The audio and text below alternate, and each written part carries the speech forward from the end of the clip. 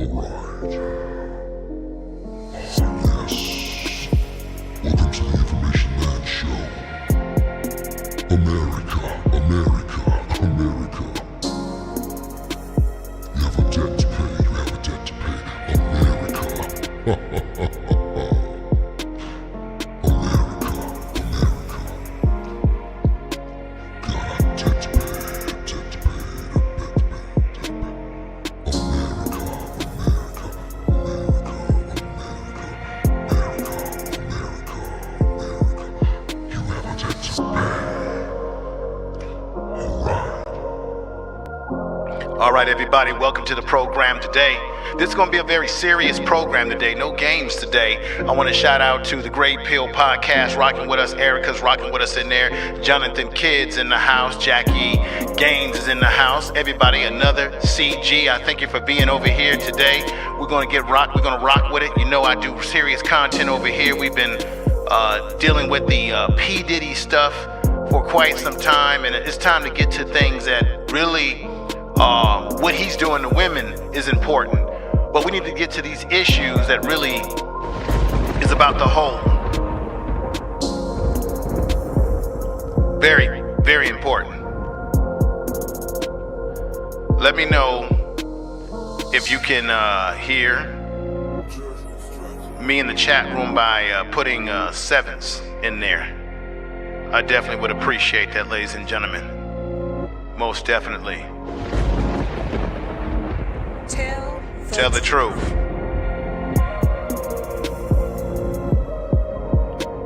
Tell the truth.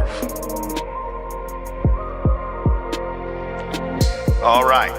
Got folks coming in to the program today. I hope we get a good crowd over here today. This is a very serious issue. I'm going to correct a lot of things that I've been hearing on YouTube, that people have been doing videos and getting it completely wrong. You've got people putting out notions. We actually have black people who don't think that we should get reparations. That is not a debt. That is a debt that is due to the descendants. And we are the descendants. Those of you who can trace your ancestry to the things that happened here in this country, whether it be through slavery, Jim Crow, black codes, redlining, all the things that destroyed our communities, slave patrols, sharecropping, Jim Crow, convict leasing, housing covenant laws that have blighted our communities, housing discrimination when renting and being charged more than our white counterparts, job discrimination under the GI Bill when after returning from war, white World War II veterans got help, but black veterans got a noose. Oh, we're gonna get into it and a lot more today, y'all. This is the Information Man.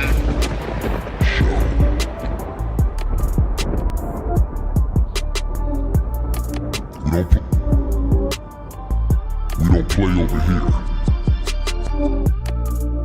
History cannot be forgotten, but we got a lot of people on YouTube who don't know history. And I'm about to give you a history lesson today. We got people putting out false and poor information, talking about they didn't have slavery in California. That makes me laugh at such a joke. They did have slavery in California. And you're gonna find out today on the Information Man Show, if you weren't aware of these things.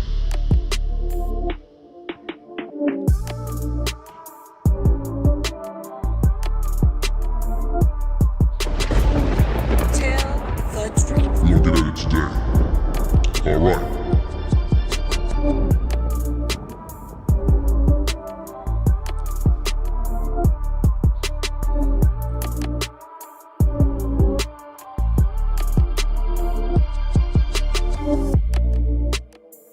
All right, everybody.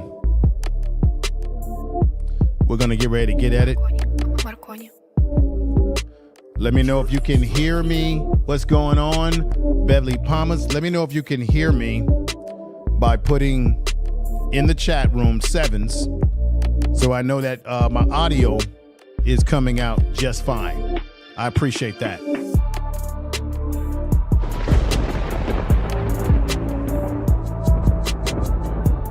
Put sevens in the chat room if you can hear me.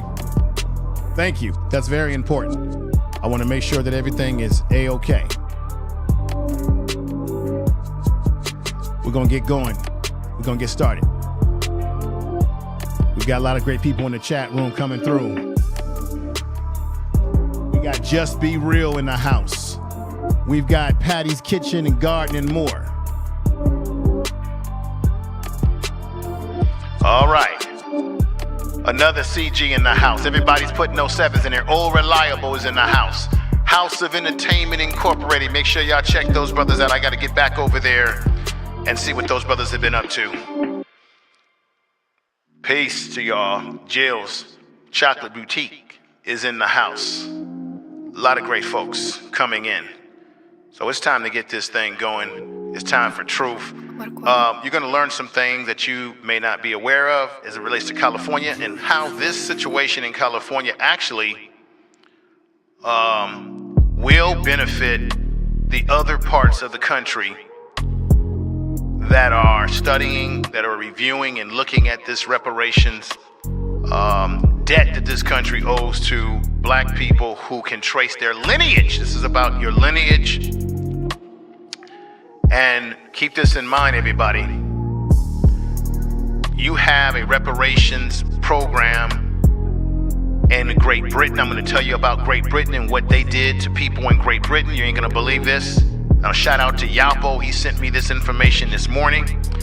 Even you have CARICOM in the Caribbean, which is fighting for Caribbean people and their right to reparations. So black people in America, nobody should be hating on our claim to reparations because everybody is making a claim in the soil that they lay their heads in the lineage that they come from. So this is very important.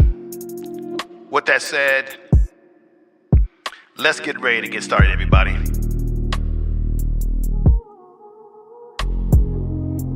Tell the truth.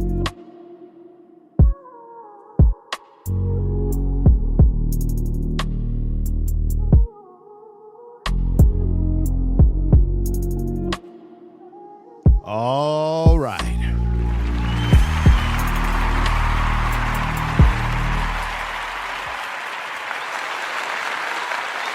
All right. All right. What's going on, everybody? This is the Information Man Show. Thank you for being here. I hope everybody is doing well today. Like I said before, this is going to be a very serious live stream, maybe one of my most serious amongst many things I've done.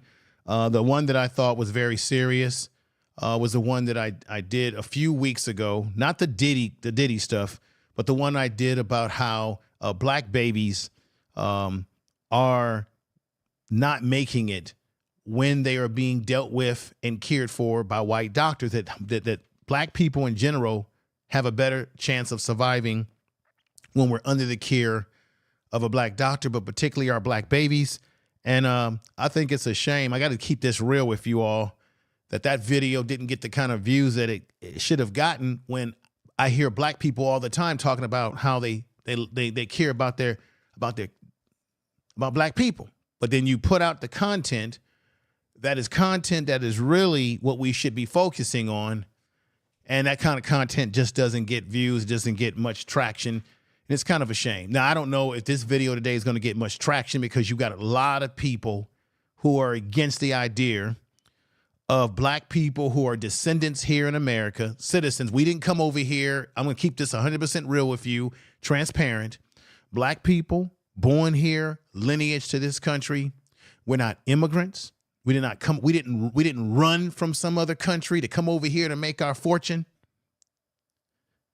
We were brought here in some cases under shackle slavery.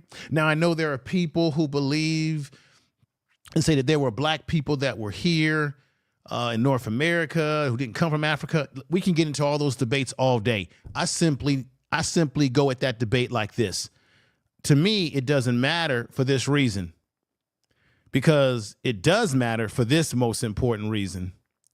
is because black people, we're not only from one place. Why limit yourself on this planet and say, well, we're only from this place. We can't. No, the whole goddamn planet, all of it is where we all come from. All of it. Dark matter. Melanin. The majority of the planet is melanated.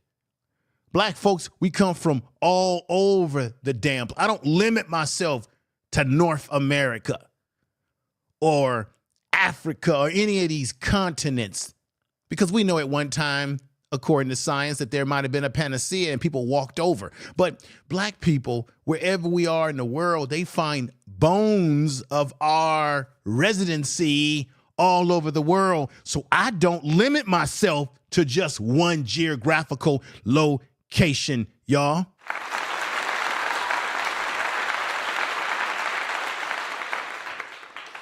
Put those sevens in there if you can hear me. I just wanted to get that out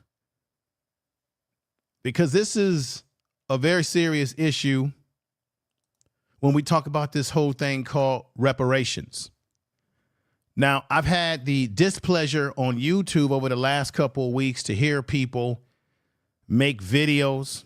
I've heard people several months ago have debates about whether black people should get reparations.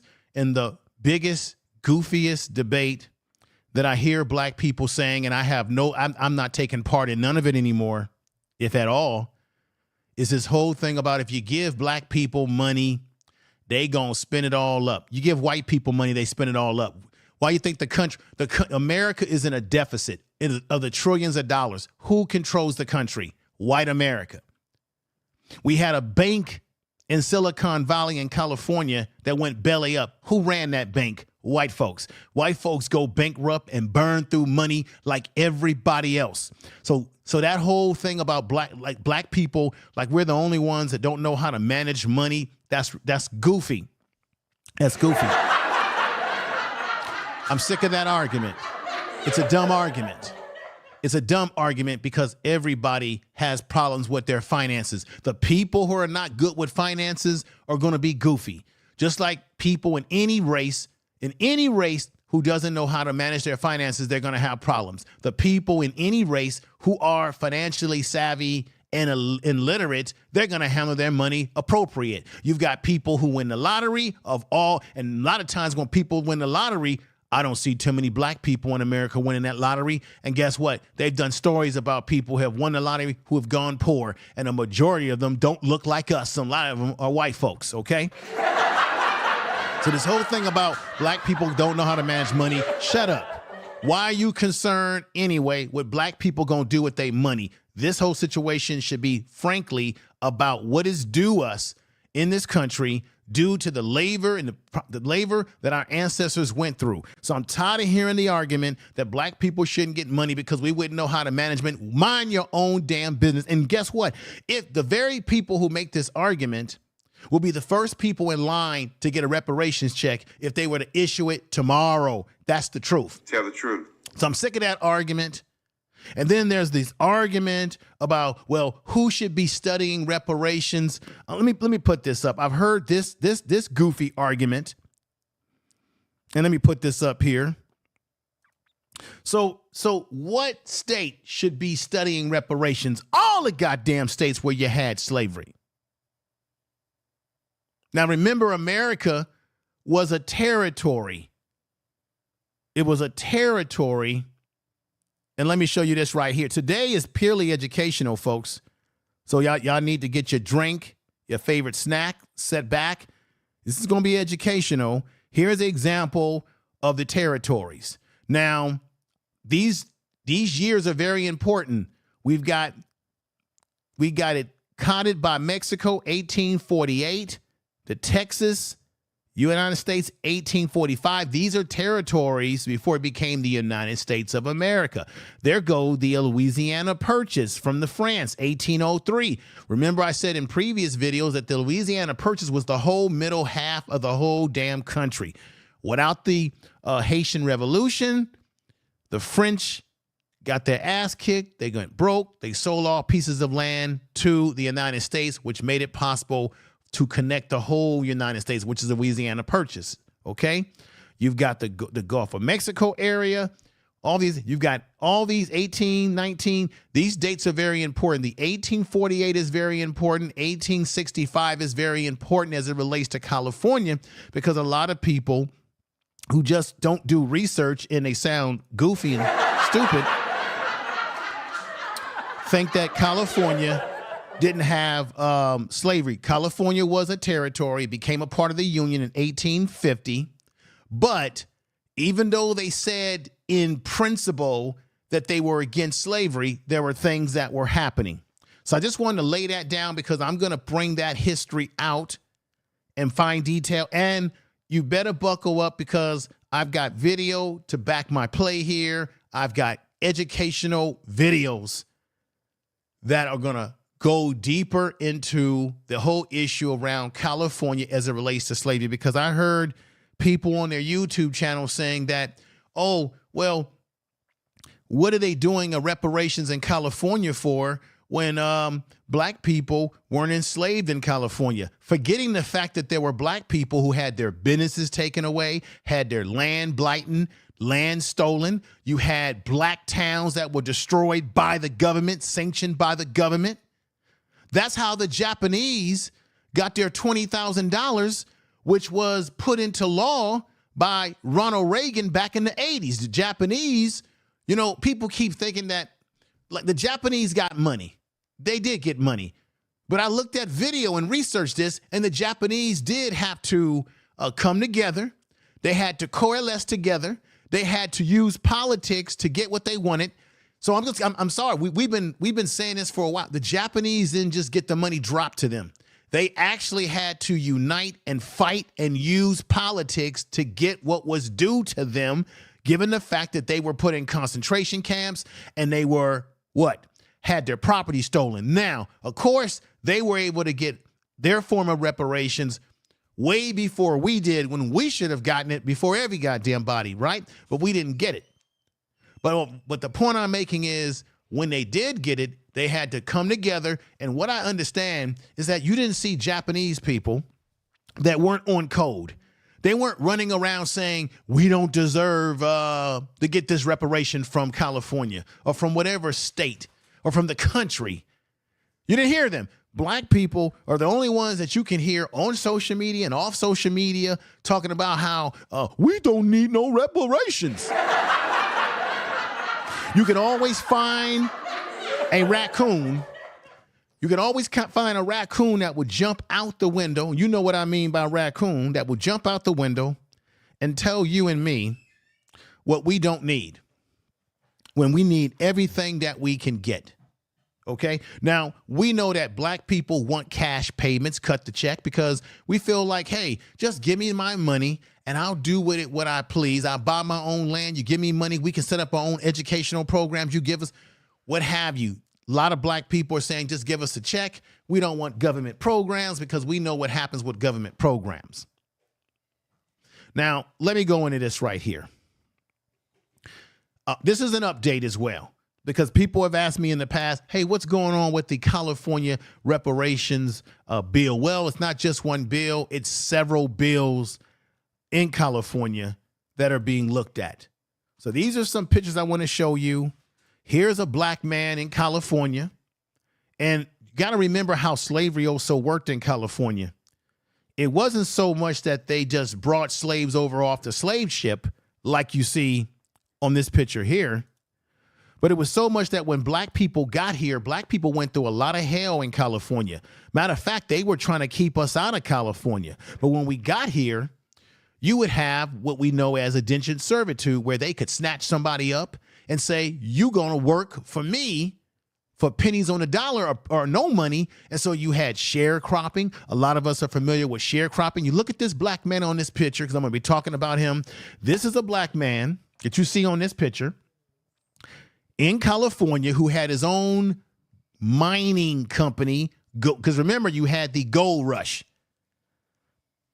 You had the gold and you had the 49ers. And there's a little history about the 49ers They were nasty. They killed. So those 49ers were white men who were mining for gold as well, but they were killing Native Americans. They were harming black people that were over here prospecting like this man and stealing their business. This man had his business stolen from him and his brother. Let me just do this. California, a free state, sanctioned slavery. According to United States history, most of us are familiar with California as it came into the Union in 1850.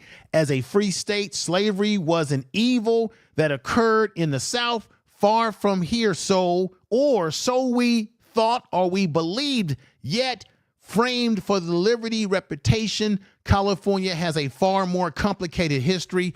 I have a video that I'll be going into that would break this down. In 1852, 3 formerly enslaved black men, he's one of them, this brother right here, black men who had built a lucrative business harvesting and mining supplies during the California gold rush. Because remember, everybody was coming here to get rich and get gold and land. Rush they were kidnapped from their cabins by armed white men. This is what happened. So what we had in California, ladies and gentlemen, was you might have come here as a free black man and woman, but if the white men here in California didn't like you, they could round you up just like they did in the South with guns, hang you, make you work for them, steal your business. It's the same damn thing that was happening in the South. They could make you work in servitude to them, which would be slavery. Hell, they would even shackle some of these brothers. Let me put this back up here now. This is an education that we all need to know. California, they were forcibly taken before a justice of peace in Sacramento, California. That brother you see on that picture and his companions, Sacramento County, who ordered them deported to their former owners. Did you hear what I just said? That black man in California was rounded up, had a legitimate, lucrative business. He was rounded up.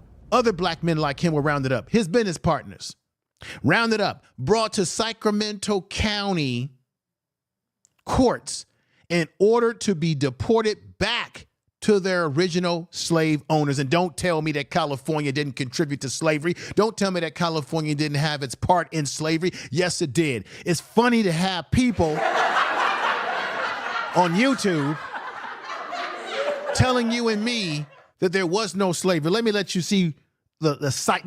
Let me let you see something. This is what people would like to cite. Check this out.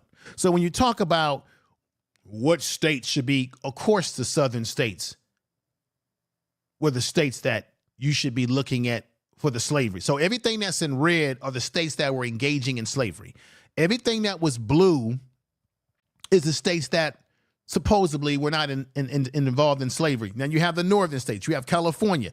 No, California had sanctioned slavery, in which they didn't even follow their own so-called law. That wasn't even really a law in California. It was just something they said in principle. And even these northern states like New Jersey, you know, New Jersey is one of the last northern states to end slavery in America. New Jersey! One of them.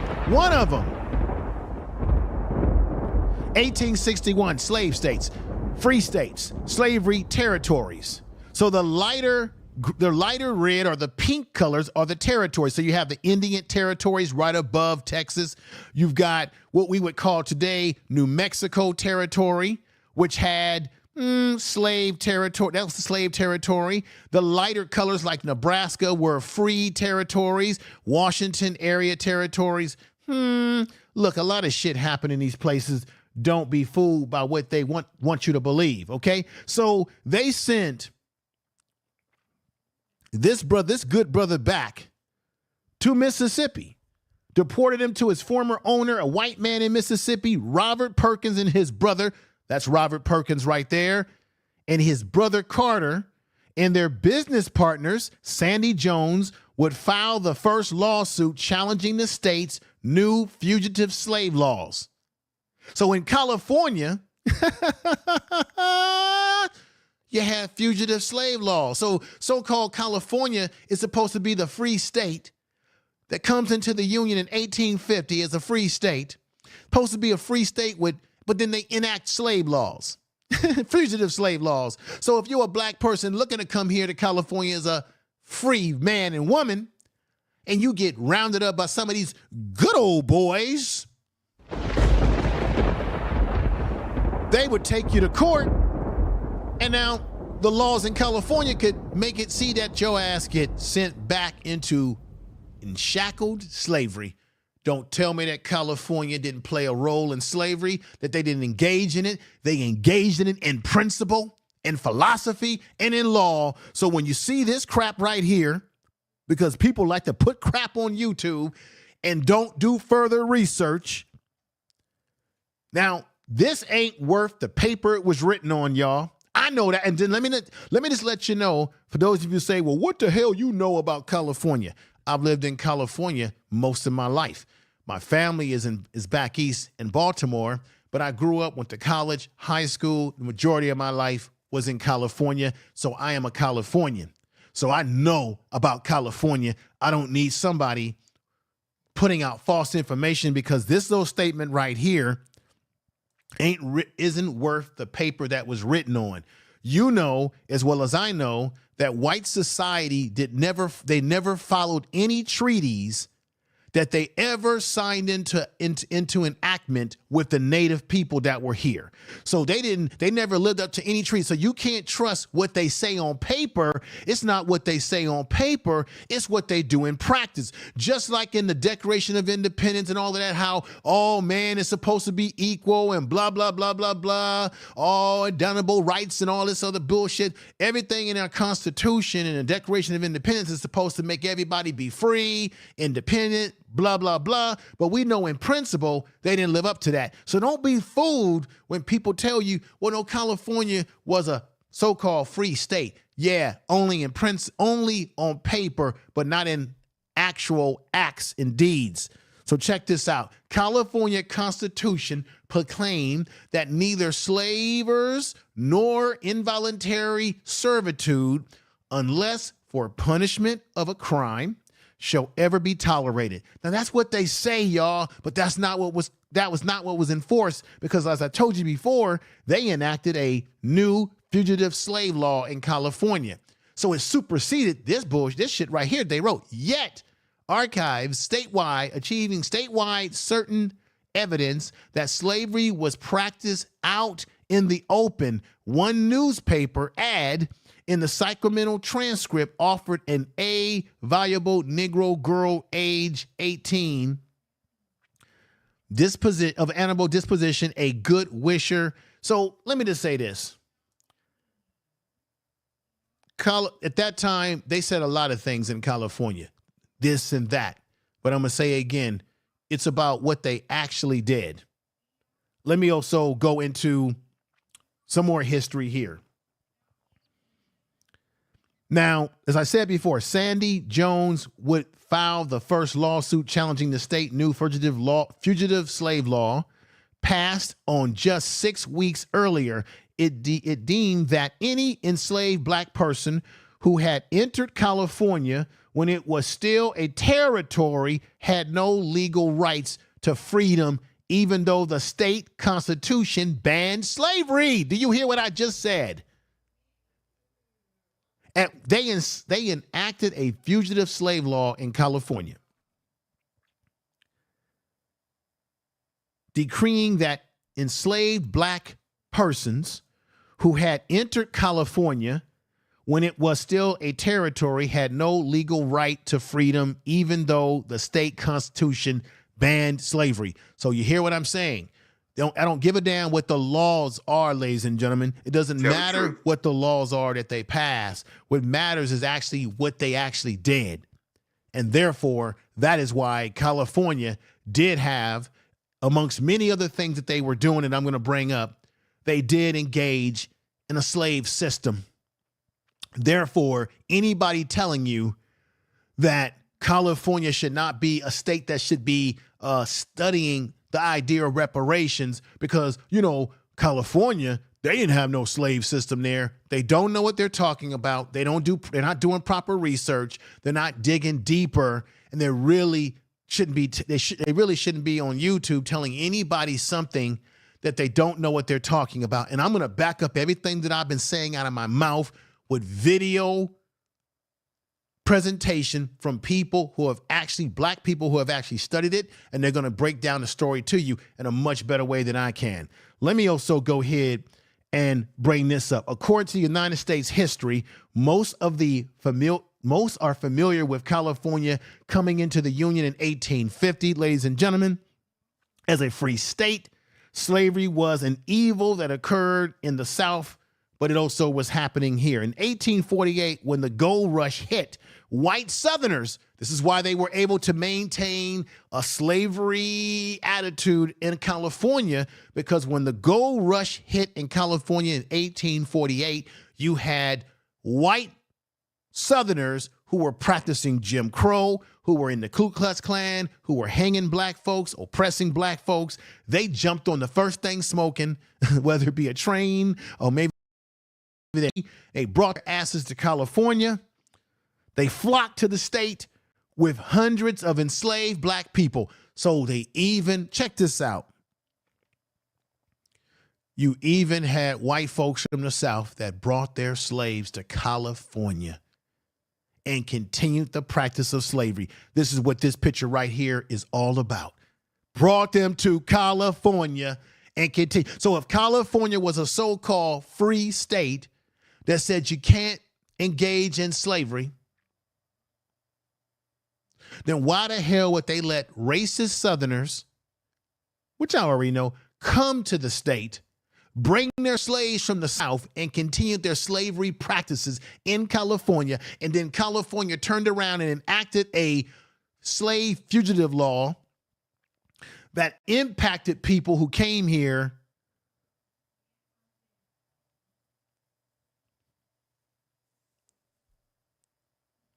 I'm going to say it again. A decree that enslaved black people who had entered California when it was still a territory had no legal right to freedom. So if you came to California when it was a territory, before it became a part of the Union of America in 1850, they still treated your ass like a slave, send you back to your slave master, and had no problem with letting white Southerners come here to get rich off the gold rush and bring black slaves like this. This is for you to see right here. Please examine that, what you're seeing on the screen. Please examine that. They got chains on. Didn't old goofy ass Joe Biden said if you didn't vote for him, they gonna put y'all in chains? Didn't he say that? Tell the truth. Didn't old goofy ass Joe Biden tell you and me that if you don't vote for him, you ain't black enough? Didn't he tell you that? Didn't he tell you? I'm not playing with y'all tonight and today. We're not playing.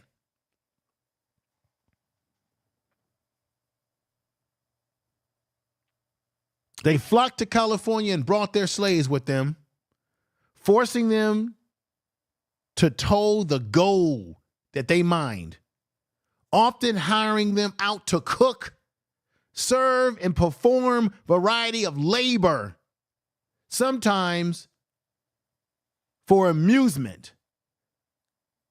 On the back of the free labor, yet California, placed in the nation's history of slavery, is missing from most historical record. So all this shit that was going on in California was missing from the historical record, and people didn't know about this. And then you ask yourself, why is California having a reparations bill? No, you should be asking yourself, why are these other states, these other territories that you may say This is the question you really should be asking, not the question about why California is doing it. The question you should be asking is the states that were seen as the legitimate slave states in the South: Texas, Mississippi, Arkansas, Missouri, Kentucky, North Carolina, South Carolina, Georgia, Alabama, Florida, Louisiana, Virginia, Maryland. Maryland was the state where they were breeding, where they were making black women have more and more babies. They were making them have sex. It was like a breeding factory in the state of Maryland. Do y'all remember that? So you have to ask yourself, why are those other states that have even more deeper hands in it, why are they not doing it? Why are they not pushing the idea of reparations? Some of these states are, but not all of them. Now, I want to talk about this right here. I'm going to go more deeper into that history I just was telling you about. California is the first state to go further than any other state. So I got to give them at least a clap. And I appreciate everybody in the chat room, Alicia, everyone that's here, Jackie, Jonathan Kidd, thank you for being a part of the show today and being here. You know, I don't expect to get a lot of people over here for this because I don't know. I don't know. This is Shirley Weaver. She's the Secretary of State in California. I got to give her kudos because she was the one that originally brought this issue up in terms of reparations. She's the one that kind of spearheaded the whole thing in the first place. And then this was an article clip. State lawmakers propose 14 bills to provide reparations for black Californians. I'm just basically showing you where we came from. This was in February 2021, where we came from to where we are going, where it's going today in California, ladies and gentlemen. Tell the truth. This right here is a senator. He's a state senator in California from Los Angeles. This is Brother Stephen Bradford, state senator from Los Angeles. He's been heavily involved. Of course, we've got Gavin Newsom. Just cut the damn check, man. And then, of course, we've got another brother right here who you see in the middle right there. This is Assembly Member Reggie Jones. Now, one of the problems I have with this Assembly Member Reggie Jones is he's not a big component of cutting the check. He feels that that reparations should be more than just money, that it should be various programs. I have a difference of thought about that. I have a difference of opinion. I don't agree with him on that because there's been so much, there's always been government programs that are wrapped up in bureaucracy and what have you, and we don't need another bureaucracy, man. But that's where he stands. You're going to hear him talk more. And this is members of the task force, the Reparations Task Force here in California. They're the ones over the last couple of years that have been charged with looking at it. We got Amos Brown. I know he had an incident maybe a year ago in San Francisco where they were talking about a reparations package, and there was this whole controversy over whether he was trying to get in the way of that and saying that they didn't have money in San Francisco. In California, I'm going to be honest with y'all, California does have, but it's conveniently now that they have, as reparations has been talked about the last few years, it's interesting how conveniently now they're talking about California has some deficit shortfalls. So these are the members that are on that task force that I wanted to put up on the board for you. Let's go further with where we're going. Here is what the assembly looks like. That's where just this week on Tuesday, May 21st, they passed a few bills. And I'm going to bring up what those few bills were.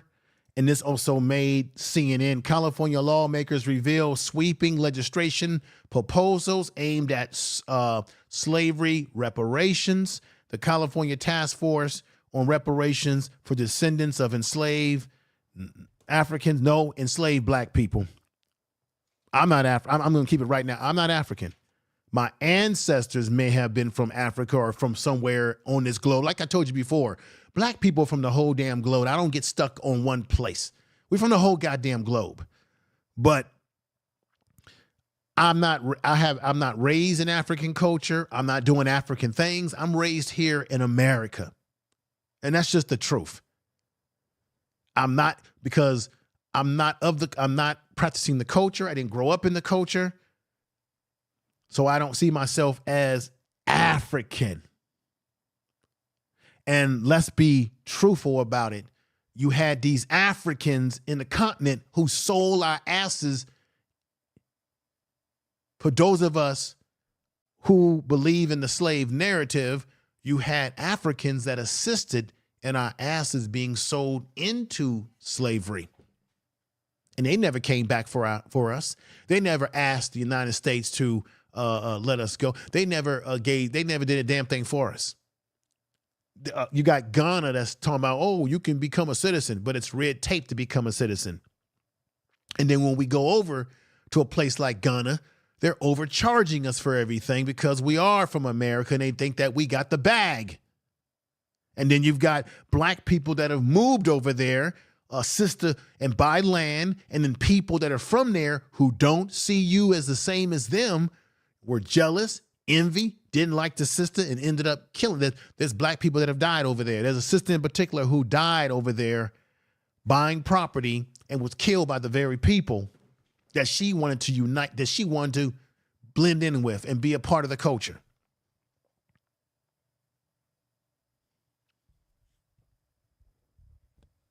The slave trade could have never been able to do what it did without those there that assisted in it. There was no,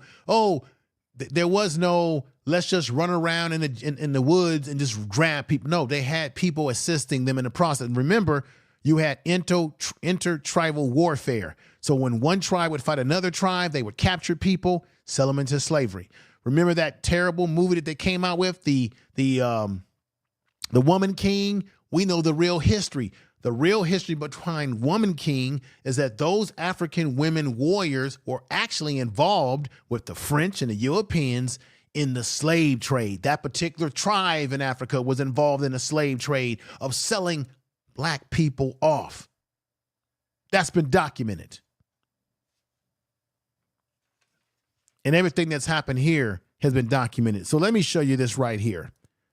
So these are some of the bills, the California Task Force to study and develop reparation proposals for for black descendants of slavery, not African. Here is the first bill that they passed this week. Check this one out. There were 3 bills passed on Tuesday, May 21st, part of dozens of bills, reparation packages introduced by California Legislative Black Caucus early this year. The bills will build on more than 100 proposals for reparations released by California Reparations Task Force in the summer of 2023 after 2 years of extensive groundbreaking work. Those 3 bills, here is one of them. This is Senate Bill 1403, passed in a vote of 30-7. So that means there were 37 people in this assembly who did not want no parts of that bill. Interesting, 7 people. This would create California's Freedmen Affairs Agency, which would oversee and administer any reparation measures passed by the state Senate and Assembly and signed into law by Gavin Newsom. Let me show you a video where they're talking to brother Stephen Bradford, who's one of the ones that's also spearheading this. And let me show you a video with him right now talking about this very thing that I just mentioned. Check this out. Just a little bit of this right now. This is fair use, fair use. The agency to oversee this. So we look for it to, like I say, to be the final. Now I want to stop right there. This is Assembly Bill in California 490. Now let me let everybody know right now. Just because this is happening in California, they're laying out the blueprint for other people in other states. I think New York has been talking about reparations. I think Boston's been talking about it. This opens up a blueprint that other people can use and and shape it to what they want, right? So this is Assembly Bill 490, Freeman Affairs Agency. Let's listen. Foundation for moving forward for California's reparations program. And we have on the screen right here some of the things that the Freedmen Affairs Agency would oversee. As you mentioned, everything from establishing that genealogy to distributing business grants, facilitating employment training, processing direct compensation payments, if that is to happen.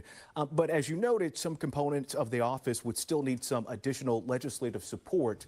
So do you plan on, I imagine at the start of the next legislative cycle, introducing some additional bills to build out some more of the framework of what you all outlined in that final report by the California Reparations Task Force?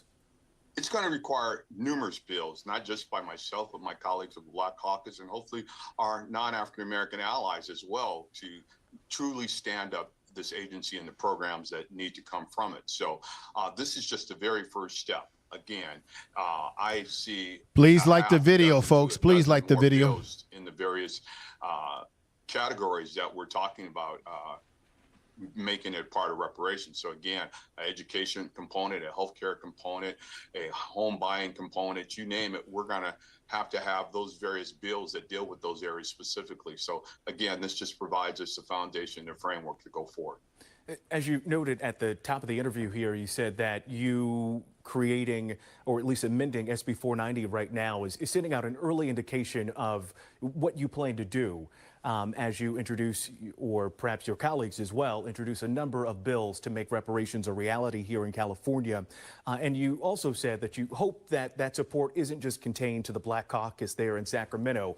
Have you received any early support from your colleagues in the Senate, perhaps in the House as well, to signify that they are willing to work with you? They are interested in making this happen.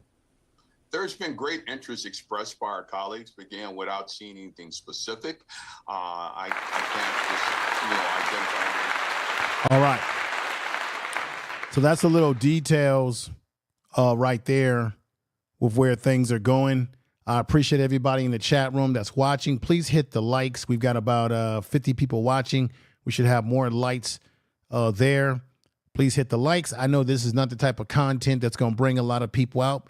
But you know why? Because this is the real stuff that people don't want to, that they don't pay attention to, because they don't think that that there's ever going to be a reparation. Now, just so you know, these are, as he said, these are frameworks. Now, personally, y'all know how I feel.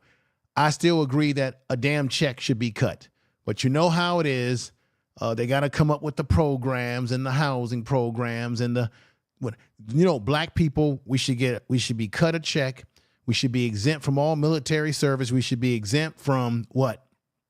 Paying taxes, the whole nine. There's so many things you can do, but they're trying to come up with a framework, a doable framework within the state. Now, I got to be honest. You can't get reparations without engaging in politics. It's just not going to happen.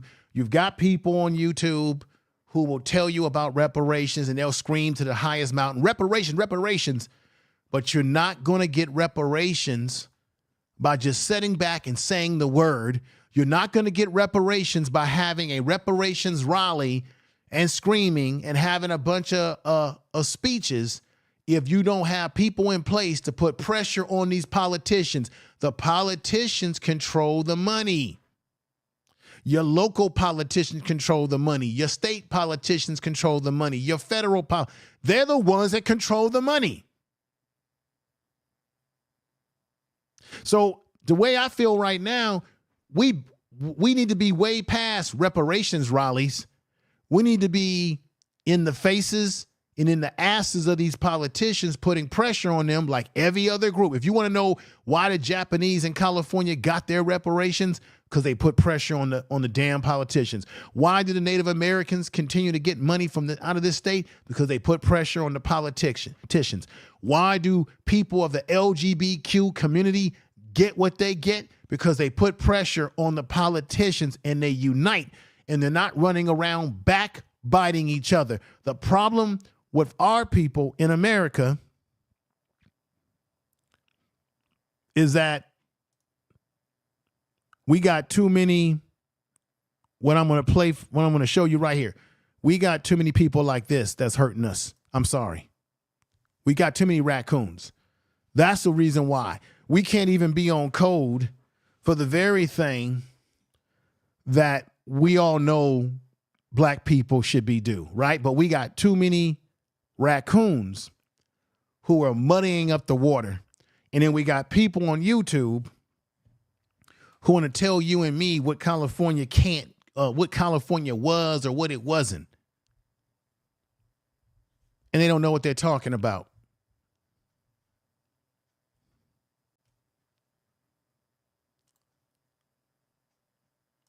Let's get back to some more facts here. Now you've got, like I said, you got the Senate Bill 1331, which passed 30-7 to establish funding for reparations and reparation justice in the state treasury, ordered this. And then we're going to have a Senate Bill 1050, which passed by a vote of 32-4. It would require California Freedom Affairs agencies to compensate families who have had their property taken from them in a radically motivated application of intimate domain. So people who can make a claim in California, because this is all lineage based, and the people will have to be able to do the research about what happened to their family. And I'm going to name some places in California where if you're from there, you've got a right to this. So if you've had property taken away, they got to make you whole by compensating you with the Freedom Affairs Agency to compensate families who have had their property taken from them due to intimate domain. That's how it took a lot of property away from people. How would that fit in there? Well, let's look at this right here. Remember Bruce's Beach, which was originally called Manhattan Beach. It was known informally as Bruce's Beach.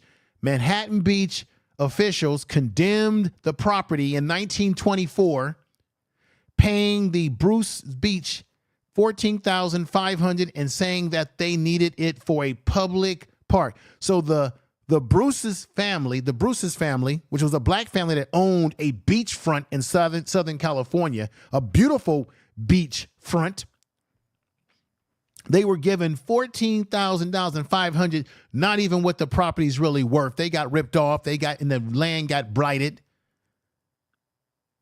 saying that they needed it for a public park. They ultimately left it undeveloped. They just didn't want to see a black person with this kind of land, especially with a beachfront, for more than 3 decades. And then the couple lost a legal battle to reclaim it. So the Bruce family, if you do your research, we talked about this on this channel, and you guys should know about this.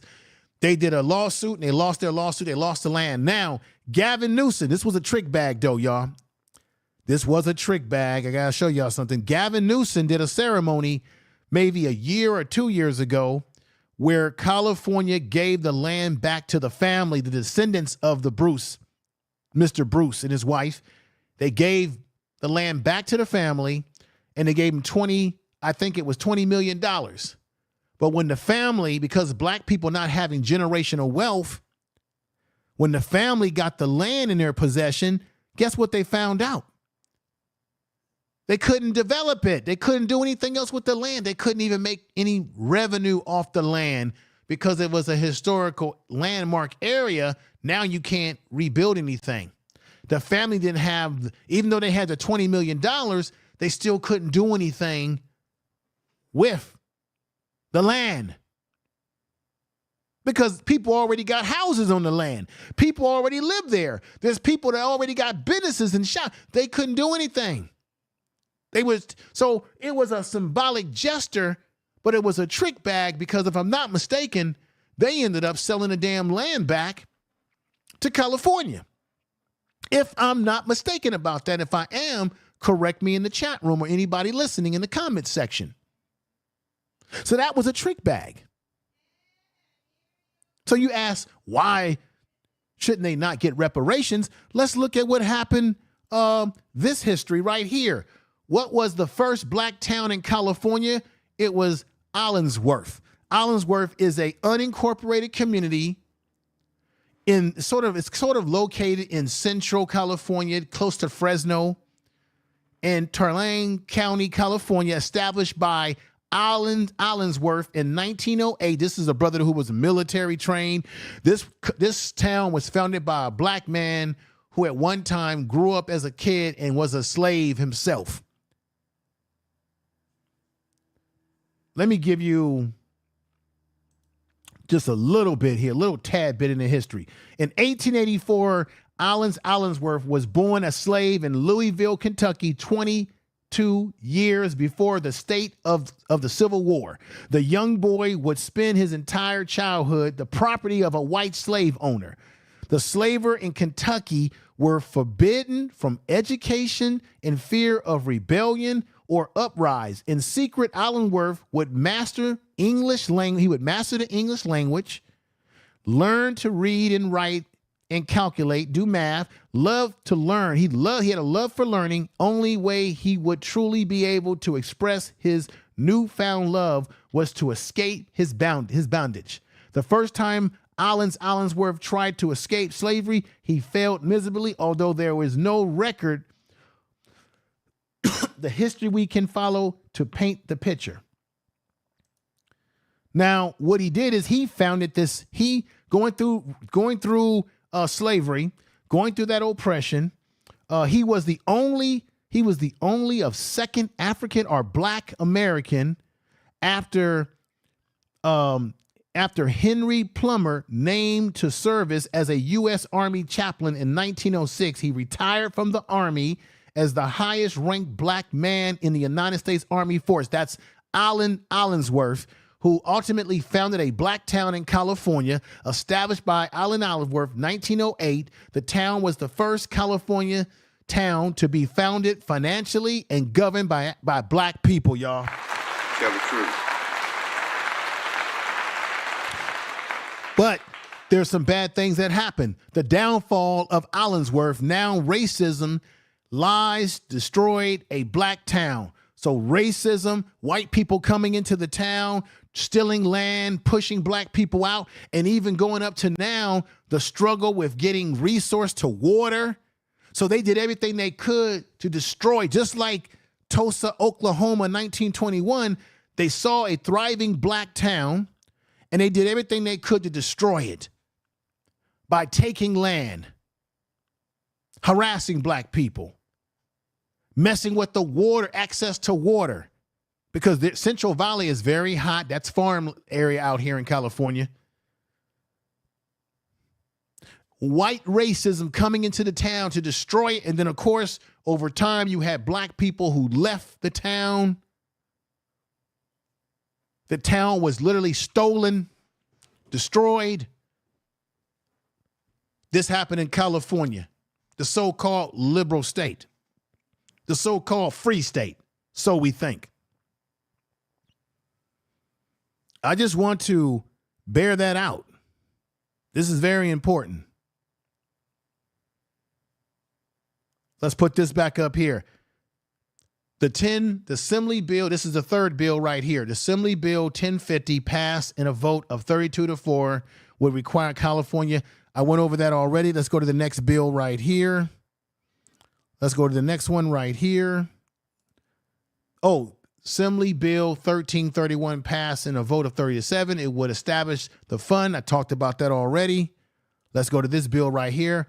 1403 passed a vote of 30-7. It would create the California Federal Freedmen Affairs Agency. I did talk about that already. So let's go over to here.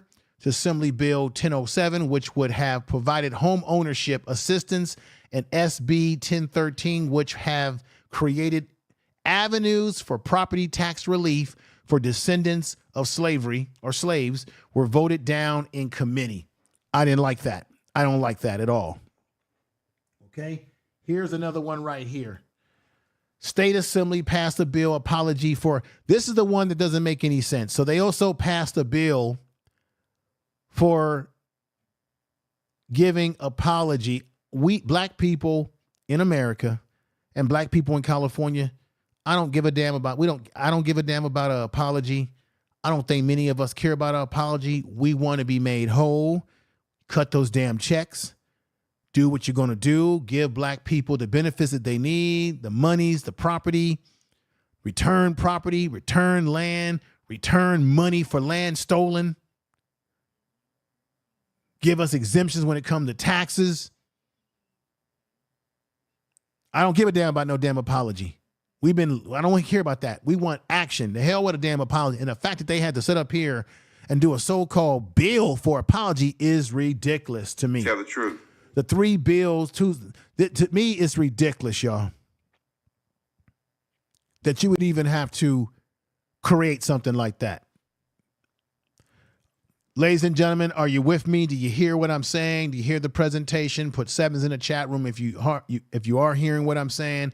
I know it's a lot that I've said, a lot of material. Let me put this up here. I want to remind people the things that went on in this country. Caution, colored people of Boston, one of all, you are hereby respectfully cautioned and advised to avoid canvassing with the watchmen or the police officers of Boston. Kidnappers, slave catchers, keep a sharp lookout for kidnappers and have top eye open. Because remember, when black people would escape from the South and go north, you still had slavers that would go up north and would try to snatch black people up. Remember, I showed you this once upon a time ago. This is real, y'all. Federal Negro hunting license. This certifies that you can hunt a black person. What does it say right there? Federal Negro hunting license. They really had a hunting license for black people to hunt us. Tell the truth. This is the damn truth. This is the damn truth. Now, this is one of the things that I noticed that I want to bring up. When you have black conservatives, or you have anybody black or anybody that looks like us or not of us, that will tell us why you want to focus on this. This happened so long ago. You don't have any people that are descendants of what took place. You don't have anybody that's alive today that was actually a victim of this kind of oppression. So come on, man. You expect us to pay something that our ancestors did that we didn't have nothing to do with? You benefit from what your ancestors did. You benefit from the generational wealth that your family was able to make off of slavery. You've got companies that are around today, title companies that are around today that made their money in doing what? Slavery, before they went into some other type of commodity that they're selling. You have banks that exist today that got their start in slaves being the commodity. So don't tell me that America didn't build its foundation off of our backs. And don't tell me that even people living today who would say to you, there ain't nobody alive. You're benefiting from what your ancestors did, which is why you've got generational wealth and why my people don't have generational wealth. And when you have people that are alive, you got the Uncle Toms, the raccoons,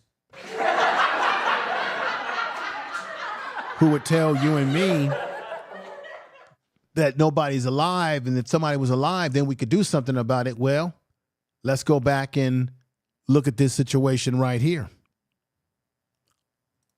Let's go right here. Let me put this on the board right here. And I want to say shout out to Yalpo who sent this to me.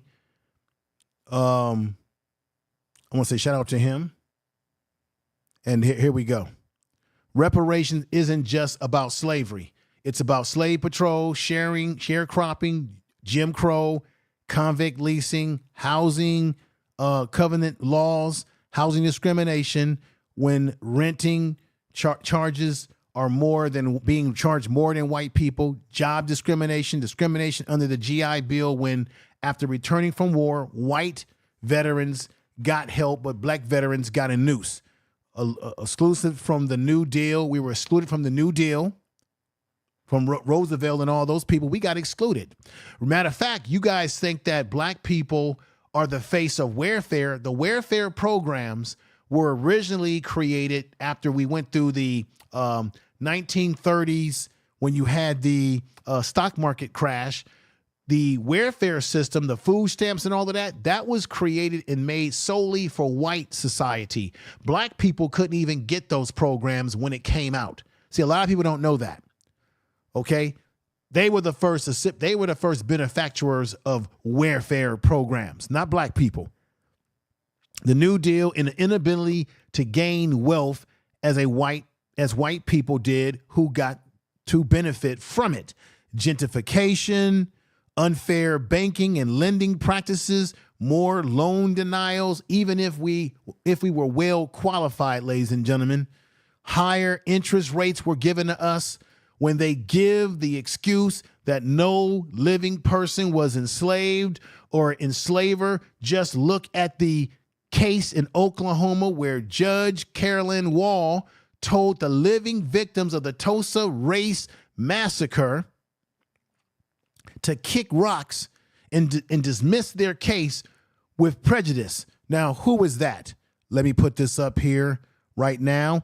This is Viola Fletcher, who is not a descendant, but experienced the Tulsa, Oklahoma massacre. Her and her brother right here. Look at a picture. This is a picture that you're seeing on your screen right here of what happened in the Tulsa, Oklahoma massacre of 1921. This is just a little picture. Here they are now. Here is Viola Fletcher and her brother. These are living, not descendants, people who were alive, who saw it, experienced what happened in the 1921 Tulsa, Oklahoma massacre. They went to court to sue the state for reparations, and a damn judge, Carolyn Walker, dismissed their case. And then remember when they had the centennial anniversary of the 1921 massacre in Tulsa, Oklahoma, Joe Biden came down there. Negroes were smiling and buck dancing for him, right? Buck dancing for him for their, their butter biscuits and stuff like that, right? They were buck dancing for their butter biscuits.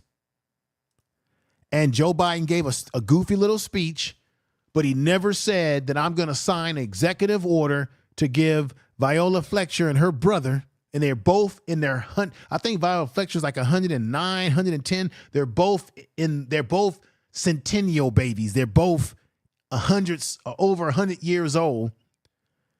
And they didn't do anything to make both her brother and her hold. She even went to Washington, D.C. and spoke about what happened, what her experience was as a young girl, as a child, going through that experience, both her and her brother, told Congress what she went through, and did they give her a reparations package in Washington, D.C., both Republicans or Democrats? Hell no. Tell the truth. Tell the truth. Did Joe Biden do an executive order to give them money? No. What they did in Tulsa, Oklahoma is they built a museum. I think at one point in time, Viola Fletcher and the people that were handling her, she was saying, hey, y'all not going to just use me and my brother. It's just some little puppets. We want some money. So there was an issue about money being transferred over to them to make appearances, which they had every right to ask for, because this is what we tend to do to our historical people like this. We trot them out like they're just little mannequins to have them stand there and look so everybody can rally around them and say, oh, we're so sorry about what happened to you. And then no reparations, no money, no funding, no nothing. Joe Biden went down there. He went down there and the federal government didn't do shit for these people, right? Under Joe Biden's Department of Justice, they got nothing. Oh, well, let's look at Emmett Till and his mother. We thought we were going to get justice. That woman, Carolina Brown or whatever her name, she lived to be an old woman and pass away. And even a minute on video that she incited what happened to Emmett Till when they mutilated his body. And his mama said, I want his casket wide open so people can see what they did to my baby. Here she is. She lived some time and never got justice for what happened to her baby. under Joe Biden's Department of Justice, didn't even get no reparations, didn't get no executive order package, no nothing. And Carolina Bryant, that woman went on to live an old wrinkled ass life. And Joe Biden, with his wrinkled ass, didn't do nothing to make these black people whole. And we will have black conservatives. We will have black Uncle Toms, black coons. We will have people that will tell us, well, where are the victims of it? And here we have living, I think another sister that was in Oklahoma. There was another sister that was 100 years old. I think she passed away. So they're the only two ones that's living. But we have people that will tell us, where are the survivors of it? And if you show us the survivors, then we can do something. These folks are survivors of Tulsa, Oklahoma massacre in 1921, and nothing has been done to make them whole. All we got to show for is a centennial that happened a couple of years ago, Biden showing up and giving some funky ass speeches, some claps, a museum that they built, but the people in the town who are the descendants haven't received any reparations, and the direct survivors, Miss Viola Fletcher and her brother, haven't seen a dime and were dismissed out of a court like they were nobodies. This is a damn Tell the truth. shame.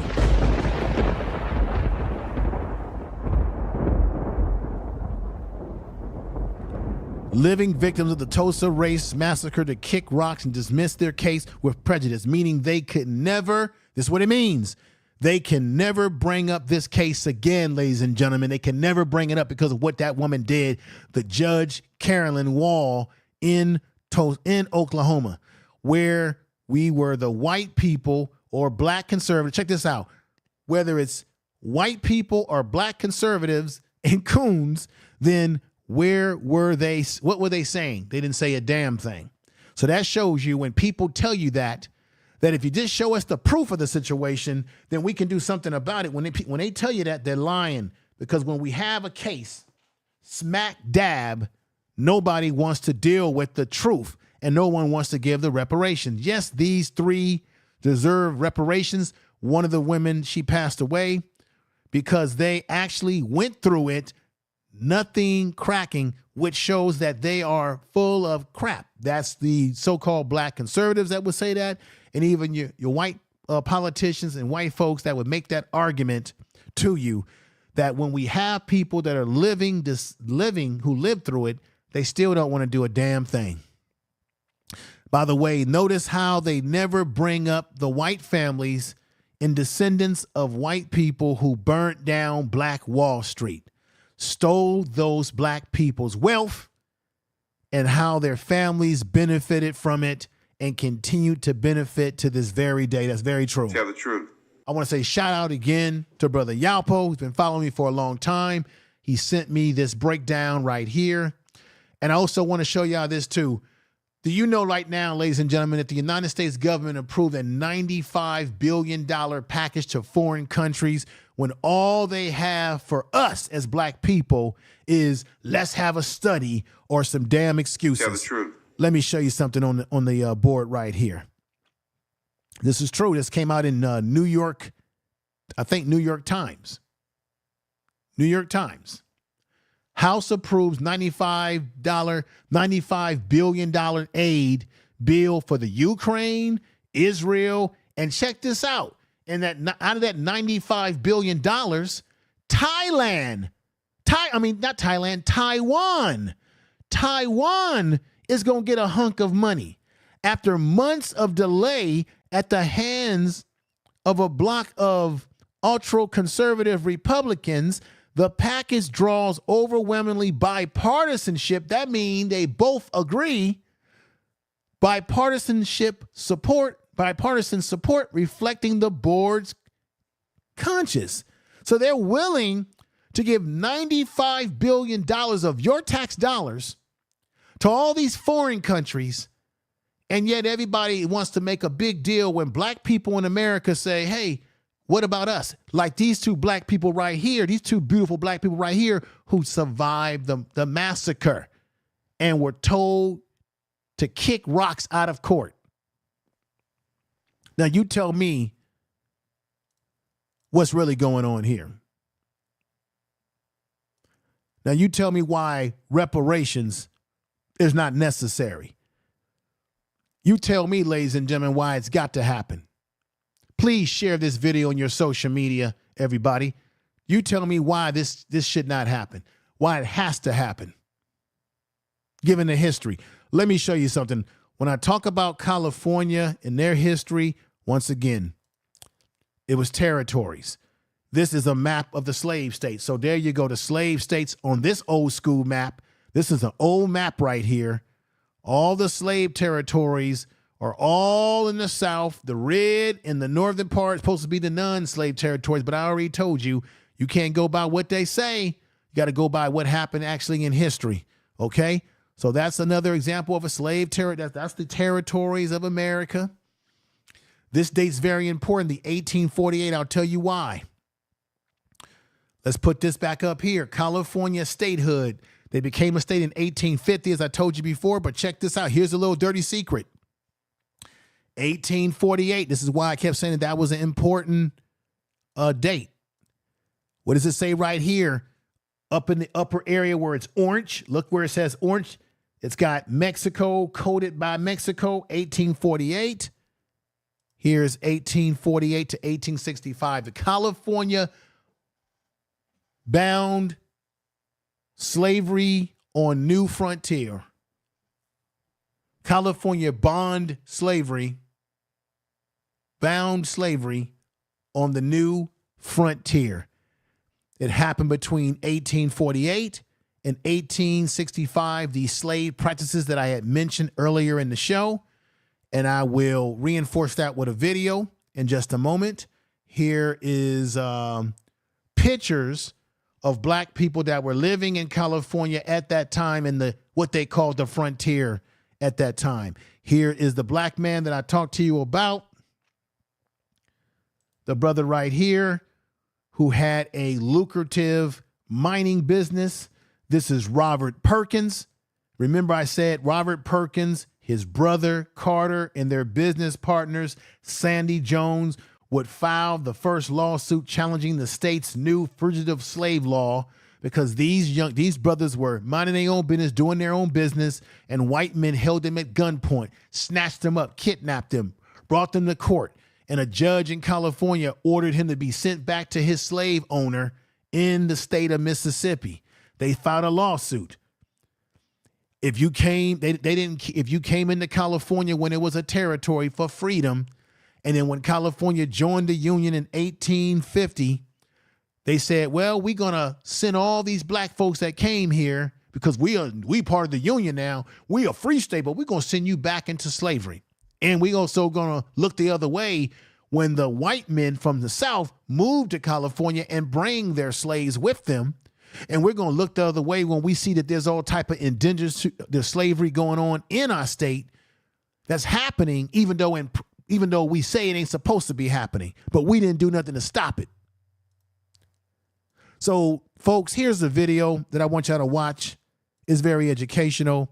I hope you get a lot out of it. I hope you're getting a lot out of this presentation today. Check it out.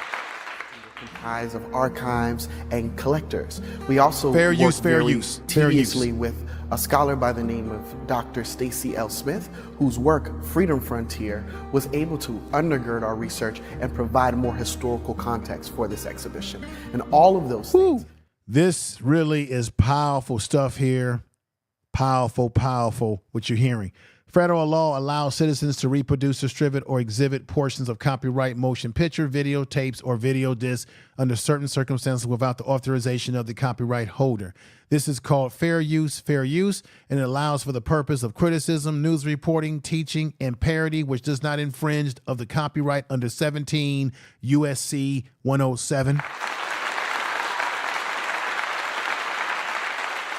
And let's get back to it. Here we go. Scholar by the name of Dr. Stacy L. Smith, whose work, Freedom Frontier, was able to undergird our research and provide more historical context for this exhibition. And all of those things helped us to populate this room and also give a new take and a new thesis on California's involvement with enslavement. Within this exhibition, we go from 1537 all the way down to 1865, but we wanted to find the direct key points that really support why California's involvement with enslavement was so significant. California's role in slavery has gone completely not recognized. Because of the Compromise of 1850, in which California was brought into the Union as a free state, people just assumed that there was never slavery here. But indeed, there was slavery of indigenous people and slavery of people of African descent as well. When California decided that it wanted to become a state, it petitioned to enter into the Union as a free state. At the time, the United States Congress really wanted to focus on the Missouri Compromise, which happened in 1820, to really try to keep an even balance between free states and slave states. With California entering into the Union, potentially as a free state at that moment, it definitely shifted the balance in this power struggle. So at that time, Whig Senator Henry Clay from Kentucky and Democratic Senator Stephen Douglas from Illinois got together and formed the Compromise of 1850. And within this compromise, it really consisted of... Now, the Compromise of 1850 is what cracked it all off. You're going to hear what this sister says right here. This is very interesting stuff. Check it out. Key points: that Texas would surrender its claim to the New Mexico territory, that Washington, D.C. would no longer dabble in the slave trade, however, slavery was still there, that the new territories could decide for themselves whether they wanted to be a free state or a slave state, that California would enter into the Union as a free state, and the fifth point was, of course, a stricter fugitive slave law that impacted the nation. Well, the fugitive slave law was... Hey, I want to say thank you. John AK says $5 super chat saying thank you for keeping up the good work. Thank you very much. Thank you for the super chat. Thank you very much. And let's get back to where we were on this. I appreciate the super chat and all your support. I appreciate everybody that's hanging here with me. But it's really a shame that we don't get more people that come over. This is very important stuff that I'm presenting tonight and very important history. Check this out again. Let's get back to it. That the new territories could decide for themselves whether they wanted to be a free state or a slave state, that California would enter into the Union as a free state, and the fifth point was, of course, a stricter fugitive slave law that impacted the nation. Well, the fugitive slave law was coming out of the Compromise of 1850, was a devastating federal legislation with regard to African Americans. The fugitive slave law allowed really African Americans to be thrown back into slavery with very little evidence. All right. Didn't I just say that they made a fugitive slave law, and now black folks that came here in the so-called freedom, they boomeranged it on them, even though that California was claiming to be a free state. They ended up sending black folks back that came here prior to them being part of the Union and still was promoting that they a free state. Didn't I just say that? That's what I'm saying. This is why history is important. Was a devastating federal legislation with regard to African Americans. The fugitive slave law allowed really African Americans to be thrown back into slavery with very little evidence that they indeed were enslaved peoples. With that, those persons who were quote unquote free at the time had a very dangerous threat hanging over their heads. And we could see it in hundreds of, if not thousands, of free blacks being kidnapped and sold into slavery under the, deception that indeed they had escaped, because there was very little evidence to come to bear to prove that you were free. People therefore began to move to Canada. People began to move to the far west, California, for example, to escape the impact of the law, so that, if slavery is not so prominent a place as it was not so prominent in California, they could think of living their lives truly as free people. California Democrats came together to try to figure out what are we going to do with this large amount of people of enslaved Africans who came to California while it was a territory between 1848 up until statehood in September 1850. So one of the things that they decided to do was come up with their own fugitive slave law, known as the Fugitive Slave Law of 1852. This one included a sunset clause that gave enslavers 1 year to collect their enslaved Africans in California. However, we see in our research that California Democrats really extended this until 1855. This law definitely contradicts the idea of California being a freedom frontier, mainly because, again, of the Sunset Clause. When we're thinking about California being a free state during this time period, it really was just a declaration of principle. Once the 13th Amendment was really ratified, those African American citizens who were once enslaved really found power and upliftment with becoming full citizens. And the 13th Amendment only really marked the first of 3 Reconstruction amendments. The first was the 13th Amendment, which abolished slavery, the 14th Amendment, which gave citizenship, and the 15th Amendment, which gave voting rights. However, it's interesting to see that though California again entered into the Union as a free state, it only ratified the 13th Amendment, ratifying the 14th Amendment in 1959 and the 15th Amendment in 1962.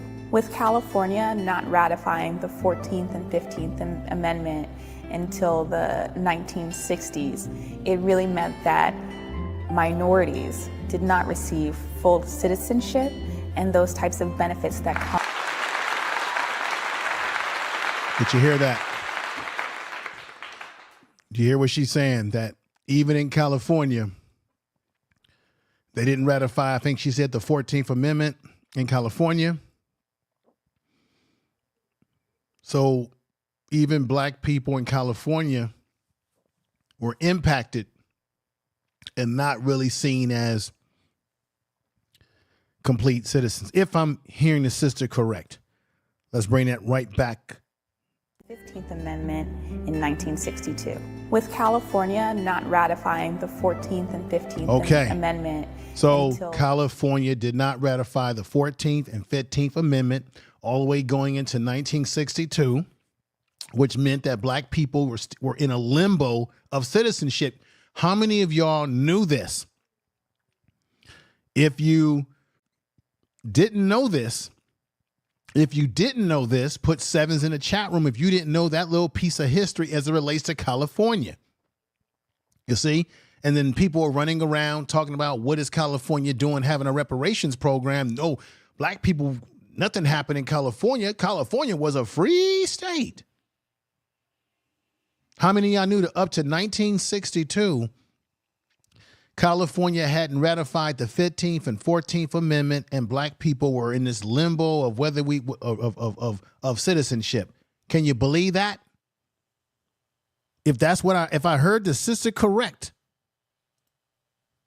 15th Amendment only really marked the first of 3 Reconstruction amendments. Reconstruction amendments. Amendment, okay. Which abolished slavery, the 14th Amendment, which gave citizenship, and the 15th Amendment, which gave voting rights. However, it's interesting to see that though California again entered into the Union as a free state, it only ratified the 13th Amendment, ratifying the 14th Amendment in 1959 and the 15th. They did not ratify the 13th Amendment. They ratified the 14th Amendment in 1959, I believe she said, and go on. In 1962. With California not ratifying the 14th and 15th Amendment until the 1960s, it really meant that minorities did not receive full citizenship and those types of benefits that come with that. Certainly, our history of oppression within this country has lingering psychological impact. The belief and the understanding that black people have never been equal under the law, regardless of what the 14th Amendment says to us, no matter what the various local laws or state laws or federal or court decisions are. While the history department was researching this information and putting together this exhibition, we really wanted to have a place for reflection where people could leave messages and notes. And from us being able to look back to see what people wrote, we can see that the visitors who came to this exhibition already have learned so much, something new that they'll be able to pass on to their friends, their family, in order to really create this dialogue and this conversation about enslavement, and being able to bring it forward into the present to really see how the time periods really overlap between 1850 and 2018.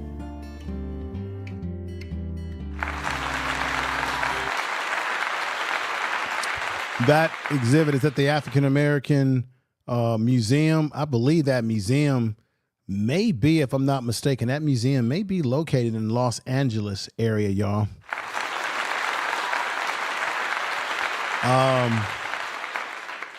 For the sake of time, let me play this video right here. Let me know if you can hear me, if my audio is good. I know the broadcast has been going on a while now, but I told you it was going to be purely educational. But let's check this out right here. Of it all, obviously, as California faces a significant deficit right now, how do you make the case to your colleagues to say that we need to put some money aside? It's going to be a tough year because of the budget, but I've been here at the toughest times, and we found ways to fund those things that we said were a priority. As for the Black Californians like Andrea Jordan, who can draw their lineage back to an enslaved African brought to America, they say reparations is long overdue. My great-grandfather was a sharecropper who had 17 children and worked from sunup to sundown and died with absolutely nothing. They took his land and created laws to keep his land, and he died with a frown on his face. What do you think he would say about you being here today, making sure your voice is heard, carrying on his legacy? I would hope that he would be proud and know that I stand on his shoulders, and there are no better shoulders to stand on. All right. All right. This is what's happening in California. Like I said, they passed 3 bills just this week, Tuesday, May 21st. So the reparation bills, because there's several bills, it's moving further. California is a lot further along than other states. Now, there are people that are saying that they want cash payments. I did read where they're talking about giving people payments for property taken. They're talking about an education. They're talking about housing, ability to get housing, access to banking. They're going to have a Freeman agency to assist in that. To me, I'm going to say it again. I don't like when the government is sort of involved in these sort of government programs, because there can be a lot of red tape and bureaucracy. Just like many people, I believe in the cash payment. I want, just give us a check. But I think what they're doing in California is there's a trick bag to this, because the state is also talking about that they're in a deficit, right? So you can make an argument that, hey, black people ain't going to see no money, and that's the excuse that they can use. So there's so much stuff going on, but right now they're moving a lot further, and there's a lot of opposition against the idea of reparations. What I want to do is I want to show you a video that kind of lays out everything in chronological order as to what's happening in California for anything that I wasn't able to fill in the gaps on. And here it goes. Enjoy this video, and I think you'll get a lot out of it, ladies and gentlemen. I think you'll get a lot out of it.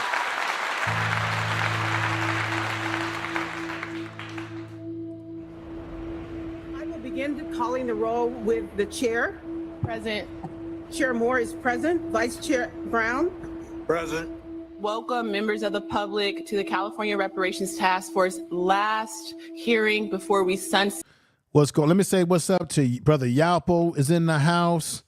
I see we've got Yalfi in the house, RY's in the house. I thank you all for being here. Man's in the house. Everybody that's here, that's rocking with us. Jill's Chocolate Boutique. I appreciate everybody. Enjoy. I want you to really get into this video. July 1. Today is historic. America, it is more than a place. It's an ideal and an aspiration to be better, to be fairer, to be more just, to be stronger, to be more inclusive. And today we have moved closer to becoming a more perfect union. After 2 years and more than a dozen meetings held across the state of California, the first in the nation state-level reparations task force concluded its work. A painstaking process that often tapped into the pain of the descendants of chattel slavery in America. This will begin a right or wrong that began centuries ago. But apology alone, as a standalone, is not enough. And this reparations will be making right the many centuries of wrong. The question of making it right, of repairing the harm, is now before the California State Legislature. And I hope California, through the legislation that we introduce as a Black Caucus, will help, like you say, move forward to address those wrongs that still affect African Americans in this state and in this nation today. State Senator Stephen Bradford is a part of the California Legislative Black Caucus, making history by introducing more than a dozen bills in a reparations package, an effort he believes will be a long, multi-year fight. We wouldn't be the great nation that we are today if it wasn't for 400 years of free labor. And people need to recognize that. Many of the largest landholders in this country benefited from slavery, and having those individuals work that land. We wouldn't lead the nation or the world, I should say, and agriculture and textiles and tobacco. All of that was built on the backs of slavery. And people need to understand that. The individuals who have benefited from generational wealth in this country, there's a nexus, whether directly or indirectly, to slavery.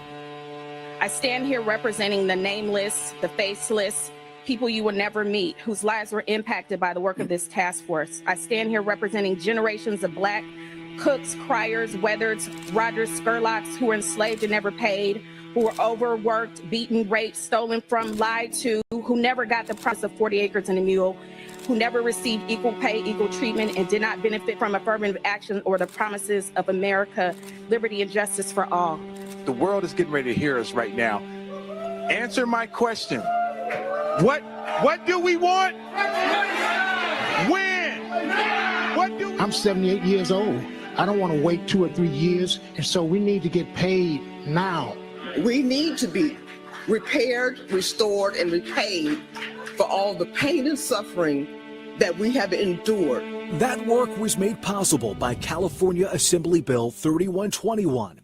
It was signed into law by the state's governor, Gavin Newsom, in 2020. It's just remarkable that we haven't established these frameworks and these criterias in the past, but I'm very pleased nonetheless that we're finally here. In the shadow of the global movement and protest for Black lives, sparked by the murder of George Floyd by Minneapolis police officers.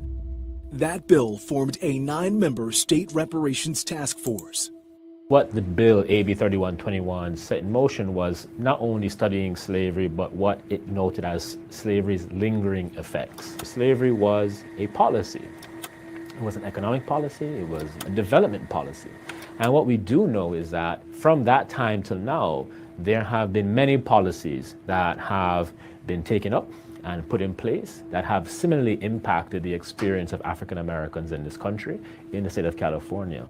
Those anti-Black policies are the reason the task force makes the argument that California should be on the hook for reparations, despite entering the Union as a free state in 1850, a decade before the Civil War. How do you draw that through line from the vestiges, right, of slavery to the discrimination that Black folks still experience in the United States today? Although slavery was formally abolished via the 13th Amendment and the Emancipation Proclamation, there are lingering badges and incidents of slavery that still negatively impact the African American community. From racial terror to political disenfranchisement, mental and physical harm and neglect.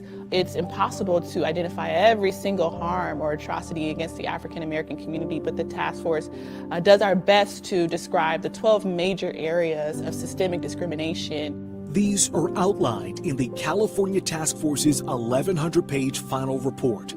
The report documents a painful and racist history of the unequal and often ugly treatment of black people in this country. First, stolen from the continent of Africa and sold into chattel slavery. After emancipation, it was 100 years of Jim Crow segregation and discrimination, and a post-civil rights movement era that has promised equal access to life, liberty, and the pursuit of happiness that has fallen short in delivering. Black people, we've had over our hellish moments, our horrors, and hardships. Now it's time for us to work with people of goodwill, of common sense, and critical thought, and work together. Dr. Martin Luther King Jr., my teacher, said once, if America has organized to do bad things against the Negro, America needs to organize to do good things with the Negro for the welfare and advancement of an oppressed people. That's what reparations is all about. This has been a long time coming, and I think folks want to celebrate that it's no longer kind of a fringe conversation, but that it has been mainstreamed a long way from H.R. 40, which is just this study. Congressman John Conyers, working with the National Coalition of Blacks for Reparations in America, or in COBRA, would introduce H. I wanted to say something that John Conyers is the first one to introduce the reparations bill, the H.R. 40. It was John Conyers. Of course, he has passed away. And I really think it's a damn shame that the Congressional Black Caucus and the Congress in this country at the federal level have not been able to move forward with the H.R. 40, which H.R. 40 was only to study reparations. And even John Conyers, before he passed away, let me play this right here. For the welfare and advancement of an oppressed people. That's what reparations is all about. This has been a long time coming, and I think that we see in California now. This has been a long time coming, and I think folks want to celebrate that it's no longer kind of a fringe conversation, but that it has been mainstreamed a long way from H.R. 40, which is just this study. Congressman John Conyers. I want to stop it right there. John Conyers, there go the brother right there. Give him a clap.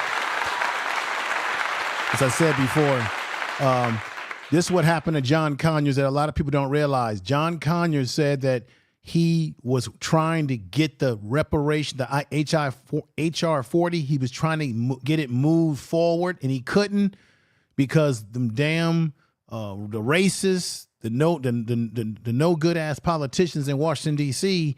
They wouldn't get it in committee. They wouldn't allow it in committee to even discuss having the study in the first place. They were stallmating the brother all these years, and unfortunately, he's no longer with us. And the black folks that are up there haven't done a damn thing with it. Also want to remind you, for those of you who think that California didn't engage in some form of slavery, check this out. I forgot to bring this up to you. The End of Slavery in California Act, ACA 8, will remove exceptional clauses permitting involuntary servitude for punishment of a crime in the Constitution. In the cruel penalty against incarcerated workers. Remember, they had convict leasing when they would arrest black men for doing damn near nothing. And then when they would arrest them and put them in prison, they would do convict leasing and have them working. It was slavery, y'all. Ending the cruel penalty against incarcerated workers for not working or missing work. So when they had you in prison, they convict leased your ass. I said again, improve participation in rehabilitation programs in California prisons, thereby reducing the recidivism rates. Okay, I just wanted to put that up for you.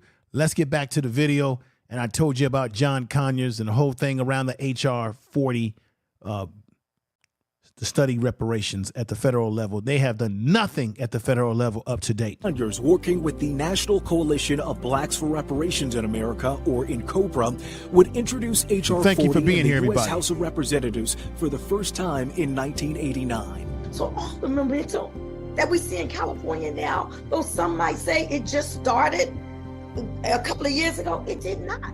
It built upon that strategy that in COBRA, in concert with Congressman John. There it is.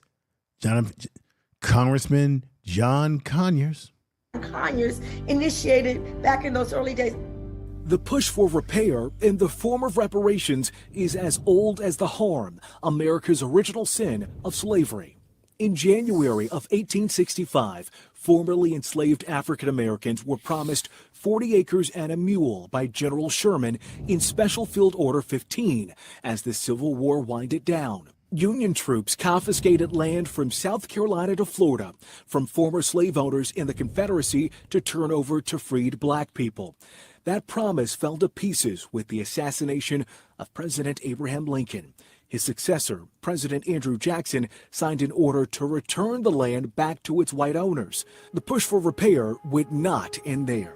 From Queen Mother Audley Moore in the 1960s, the Black Panther Party in the late 60s and early 70s, and now to contemporary grassroots reparationists who are fighting for reparations, not only to honor their ancestors, but also to acknowledge the enduring legacies of slavery that still impact us today. While national legislation has stalled, California is making history. The task force releasing an unprecedented more than 100 recommendations for reparations in its final report. The position of the California Reparations Task Force is that this has to be a long-standing commitment, an intervention to actually dismantle the systems that created this outcome in the first place. In other words, the harm was literally centuries in the making. So the repairs have to be long in the implementation. And now those recommendations are turning into legislation, something these black Californians who can draw their lineage back to an enslaved African brought to America say is long overdue. I think that I've been motivated by my ancestors. I am the daughter of Hetty, granddaughter of Hilda, great-granddaughter of Lavinia, and I'm not sure I had a choice in this. My grandmother was part of the peonage system. She was 5 years old, working in a household for others, got to watch the children in that household go to school while she didn't get to go to school. So I do this for her. I do this all the way down to my youngest grandchild, because this is a national movement. We're laying the blueprint for not only the nation, but for the world. So what have you been told about this particular tree that we're walking up? I want to stop right there. This is very important of this area of the video. This, I don't know how many of you are listening to me today that are from California, but something happened in the East Bay of California, close to what we call Hayward, California. There was a thriving black community that was made up of black people, Latino people, called Russell City. Now, I put this up a couple of times. I'm glad that this part of the video is where it is, because I've been wanting to get into this part of the history right here. I put this up a couple of times. This was in the Gardner article, The Forgotten History of What California Stole from Black Families. The multi-generational fight for reparations is underway from Palm Springs to Gold Rush County. So black people had stuff in Palm Springs, which is a very nice part of California. But check this out.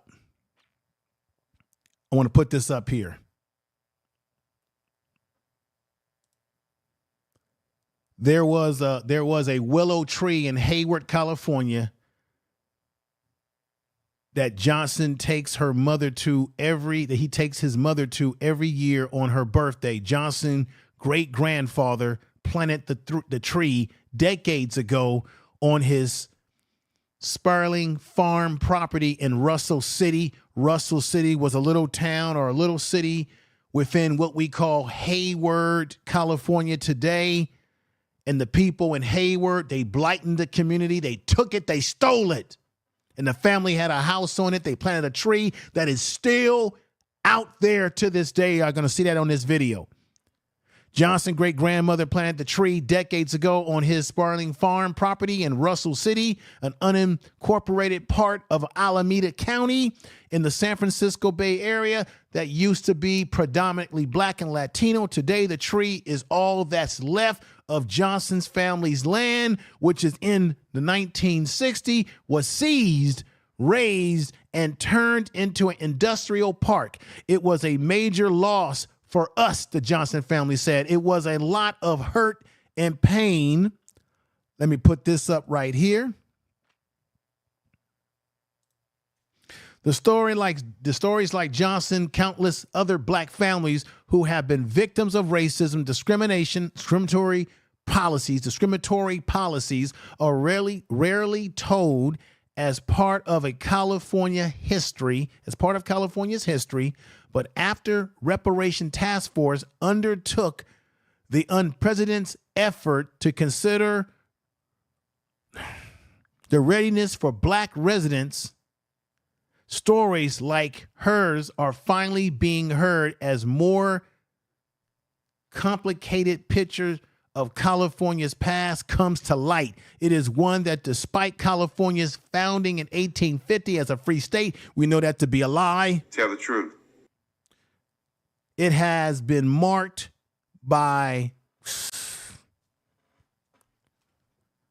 in nearly every sector of society over the past 172 years, according to the recent task force report, including land confiscation, housing discrimination, and what have you. Yet there was a dark side to life in California desert. Documentaries, housing policies, discriminative housing policy, everybody, prevented non-white residents from living in most parts of the city. For a square mile of land adjacent to downtown known as Chicxulub, Indians owned the plot, and many of whom worked in the resort town growing tourist industry. So a lot of Black people that lived in California, in a nutshell, had land stolen. I talked about the Bruce's Beach. I talked about Allensworth, but there were other incidents in California in which Black people lived in communities. They had homes. It was taken. It was blighted. They were moved. They were displaced, the whole 9 yards. That's why I'm glad it got to this part. Let me let you hear this right now. Here we go. So what have you been told about this particular tree that we're walking up to right now? This is one of two. This tree was here when my great-grandmother bought the property. There is a big to-do surrounding this even bigger tree in what is now a busy industrial park in the city of Hayward, home to dozens of businesses on land worth millions. Christian and Jordan Johnson's great-grandmother once owned this property when this town went by a different name, Russell City. It was founded in 1853, just 3 years after California entered the Union. This tree is now the only reminder of what was. To be here, to see companies here like making generational wealth out of what was just our home, Boom. That's powerful what the brother just said. To watch companies on land that his family owned making generational wealth that his family hasn't gotten a dime of, ladies and gentlemen. Tell the truth. Let's get back to it. It hurts for sure. Definitely. Long before these two cousins were born, their great-grandmother, Jessie Mae Johnson Henry, and great-grandfather, Bernie Patterson Johnson, had settled in San Francisco's Fillmore district, eventually forced out of that neighborhood due to housing discrimination. I know the Fillmore district very well. That's the neighborhood that I grew up in. That was considered one of the Black areas of San Francisco. You have Bayview, Hunters Point. You have Potrero Hill and what have you. I know the Fillmore area very well, and black people were being discriminated against heavily in that community as it relates to housing. You're damn right about it.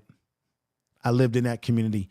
Go back to it. In the 1950s, they became part of another thriving community of black and Latino families. Christian's dad, Jonathan, remembers his grandmother telling him about the magic of this town. My family always used to share just great stories of the community. Russell City was a very thriving community, very close-knit, kind of agricultural community, you know. It wasn't a lot of, jobs and opportunities for individuals. So why would anyone move here? Racist housing policies like redlining, backed by the federal, state, and local governments in the first half of the 20th century, limited where black and other people of color could buy homes across the country. California was no different. The Johnsons found Russell City was a place where their money was welcomed. Jesse May paid $7,800 for 10 parcels of land in this unincorporated and undeveloped community. Unincorporated meant it was easier for non-white families to purchase.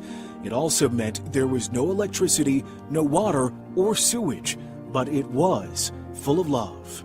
The stories and the memories are told so vividly through so many different, people that I've met from Russell City. By the early 1960s, another round of racist policies would claw back the land these families owned.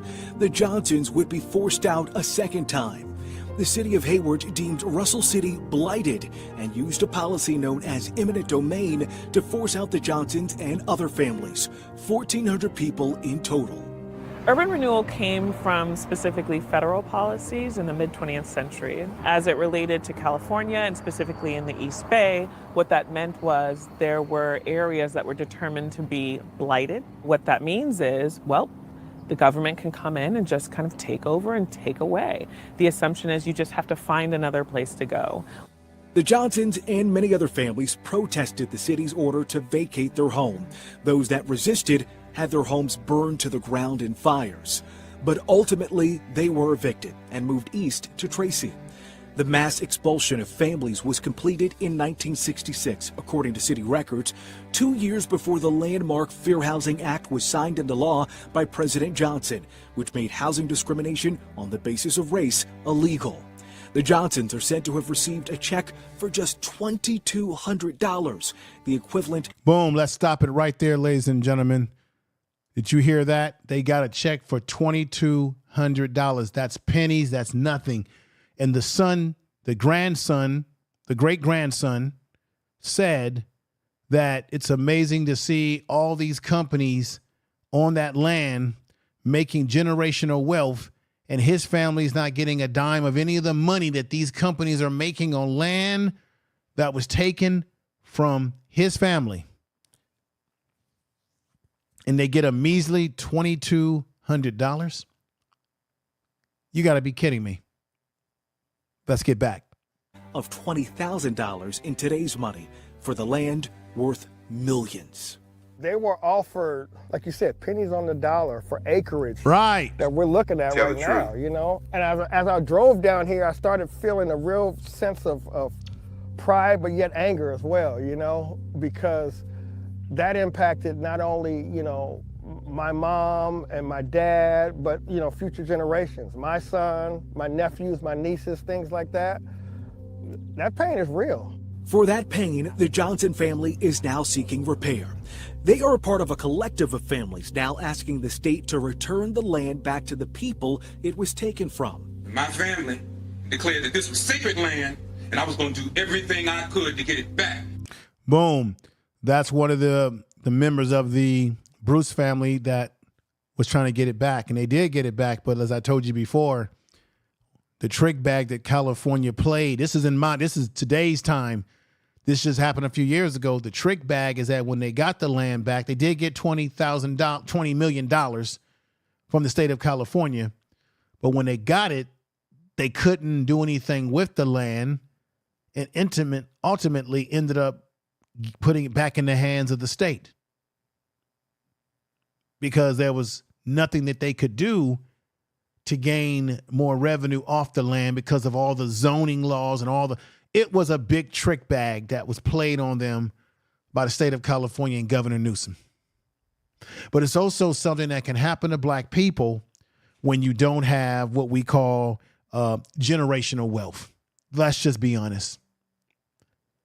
Black people wouldn't be in this position if all these things that you've been hearing in these videos did not occur to hold black people back from the opportunity that we could seize to develop the generational wealth. Let's get back to this. The Bruce family in Los Angeles made national headlines last summer when the county agreed to return this oceanfront property. The land was taken from the family a century ago through eminent domain, that same policy used to force the Johnsons out of Russell City. Cash reparations. Cash. That's a minimum. Right. California's That's a minimum. Reparations Task Force is proposing That's a a minimum. number of policies meant to right the wrongs of housing segregation and discrimination. The proposals include a state program to compensate people forcibly removed from their homes due to actions sanctioned by the government, establishing a state-subsidized mortgage system with low interest rates for black mortgage applicants, and cash payments of up to $148,000, approximately $3,300 for each year of redlining. But for the Johnsons, $148,000? But the numbers as they stand is not good enough. You can give me the land back. I don't need any money.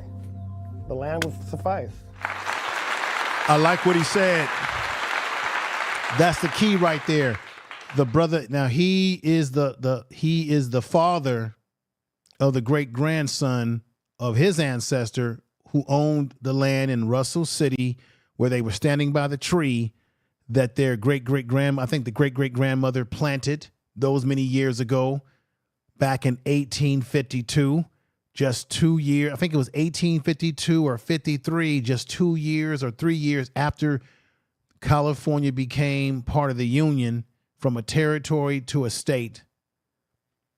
And you see the brother saying, just give me the land back. I don't need anything else. Just give me my land back, and I'll make it do what I can make it do.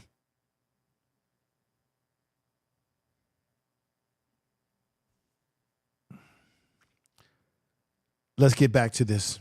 If you steal something and you have the opportunity to give it back, you hand it over. This tangible place that we're at now, you can give us this back. And then we'll figure out how we want to develop it. And right, do it. right. That would be a better reparation to me.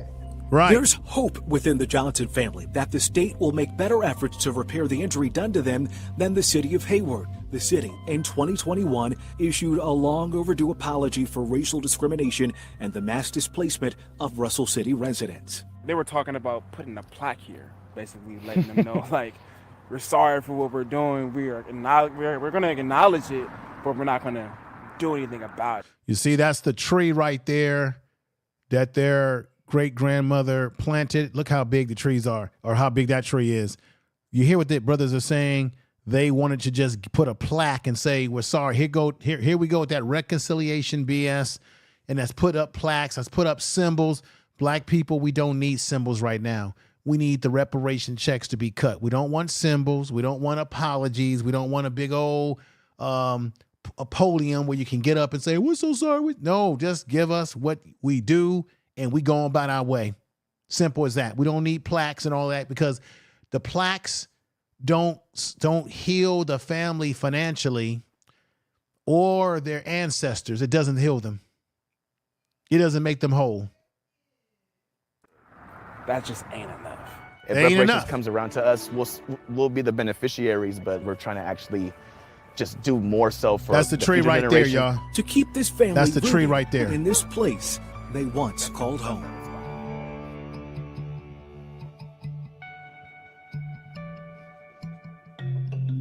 But Newsom's kicking it up a notch. There is a lot of talk and a lot of opinion about whether cash payments should be a part of a reparations package to repair centuries of harm created by anti-black government policies.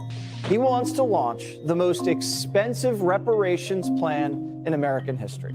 So economists told the group that it could cost the state $800 billion to compensate black residents. Members of Congress are now debating a resolution similar to the one being proposed in the state of California. To date, each group charged with developing reparations proposals have done so with a unique focus, and with that, different recommendations are created by those groups. But what they have in common is that each has been met with skepticism or even flat-out rejection. It is always astonishing to me when we try to bring up the very simple and straightforward conversation about compensating African Americans for what they lost economically. There's immediate resistance. California's task force recommended cash payments for 5 of the 12 areas of harm outlined in its 1,100-page final report. Javon Lewis, chair of UC Berkeley's Department of Geography, oversaw the team of economists that crunched those numbers. How daunting of a task was this to be able, in a sense, to put numbers, right, to this pain, to this harm that's been done to black folks in the state of California? Something like pain is difficult to operationalize. But what we can do to operationalize pain is think about loss, right? And so loss gives us a way into figuring out what exactly a community had and what they no longer have, and what were the causes. And really drilling down into that history and into those numbers allows us to get at what is often framed as a kind of abstract issue of anti-black harm. It's not abstract whatsoever, in fact. Oakland. West Oakland is home to the Port of Oakland, one of the busiest ports for shipping containers in the country. While the items in those shipping containers are sold in stores and online in California and beyond, the toxic air created by this operation is something this community, largely made up of Black and Latino people, have to deal with. Children younger than 5 in West Oakland are 1.5 times more likely to be sent to the emergency room with severe asthma, and the life expectancy in this part of the city is 7.5 years lower than the county average, according to public health data. About 85 to 90% of our patients are of African descent. Over 80% are underinsured or uninsured, so receiving Medicaid, and we serve everyone from newborns to our elders and everything in between. Dr. Noha Abalada is the founder and CEO of Roots Community Health in Oakland. She witnesses these alarming health disparities facing the Black community firsthand. We do see quite a bit of high blood pressure that has not been previously diagnosed or treated. We see a lot of diabetes, a lot of asthma. So we don't even call it a food desert anymore. We call it a food swamp because we have access to very low quality fast foods. You could pass 5 or 10 liquor stores before you get to a grocery store with anything fresh in it. Everybody believes, in fact, that health for whites or blacks, right, is a set of individual choices. You are healthy because of what you eat, you are healthy because of how active you are, etc. In fact, these differences in health outcomes and in fact life expectancy is in large part due to a set of policies. How close are you to a store that sells healthy food? How many liquor stores has local policy allowed to be developed in your neighborhood? So when thinking about the kind of economic costs of something like health disparities, we went straight for what we understand to be the heart of the matter. How long do you live? Black Californians live 71 years compared to white Californians who live 78.5 years on average. That is a staggering 7.5-year difference. And then you have a per annum figure, right, of how much this life is effectively worth. And it's a hard thing to say, but it's an important thing to say because this is exactly what happens in policy. We're putting actual value on people's lives. We're putting numbers to people's lives. And so in that, we are able to identify the disparity, at least in the number of years lived by these two groups and the actual value, the dollar value of the kind of disparity in the years lost, right? The task force also developed a way to calculate housing discrimination, specifically the impacts of redlining and devaluation of black homes in black neighborhoods, an area of focus here at ABC 7 News. We had a conversation with one of our white friends. And she is like, no problem, I'll be Tanisha. So it appraised for 1.482. Almost 1.5, $500,000 more. Well, first, I'd like to say thank you for having me. The Austin family in Marin City, California, even testified before the State Reparations Task Force after we broke their now viral story of their home value skyrocketing by $500,000 thanks to a white friend standing in for them during an appraisal. Their story was featured in our original documentary. Bring this up. I've talked about this on my show as well, that when black people try to sell their homes, they'll get lowballed. And then if they notice a black family selling a house, they'll give them a lower value than what they would give to a white family. That's why they had their white friend. You just heard them say they had the white friend stand in and act like she was selling a house to get a value. This even happened. Remember a couple of years ago, there was a black woman that was married to a white man. They had a child together, and they were trying to sell their home. And they had, pictures and things of that nature hanging up in the house, and their home was being devalued. And they figured out that it was because of his wife. She was black, and they had a black child. And there were pictures of a black family in the household, her relatives, her family, right? So guess what? They had to take everything out of the home that was black or related to him being married to a black woman. And he put all of his family pictures up, which were all white people. And he had to make sure that he was the only one there in the house selling the house in order to get the proper value of the home. That is something that has been going on in this country for a long time as far as discrimination. And it's been going on in California for a very long time. So even if you're a black person married to someone of another race, like a white person, you'll still experience this unless you just totally don't show the house as being someone that owns it as black. And when you have a black couple like this brother and his wife trying to sell their home, well, damn it, they're not going to get the fair market value. They're going to get devalued. This has been going on for a while, for a long time. Go back to it. Our America lowballed. And so when we think about housing discrimination, you think of the fact that there is a disparity in the kind of wealth that African Americans own compared to, say, white Americans in home ownership, right? So what we did for that is we looked at the comparative gaps both before the onset of redlining in 1930s and then after the end of redlining in the 1970s, looking specifically at 1980. And then we effectively took the difference and were able to identify how the history of redlining policies impacted the outcome. While the California State Legislature can use, modify, or reject these recommendations for cash payments for health harms, housing discrimination, and mass incarceration, Dr. Lewis believes what the task force and his team accomplished is larger than the sum of its parts or those numbers.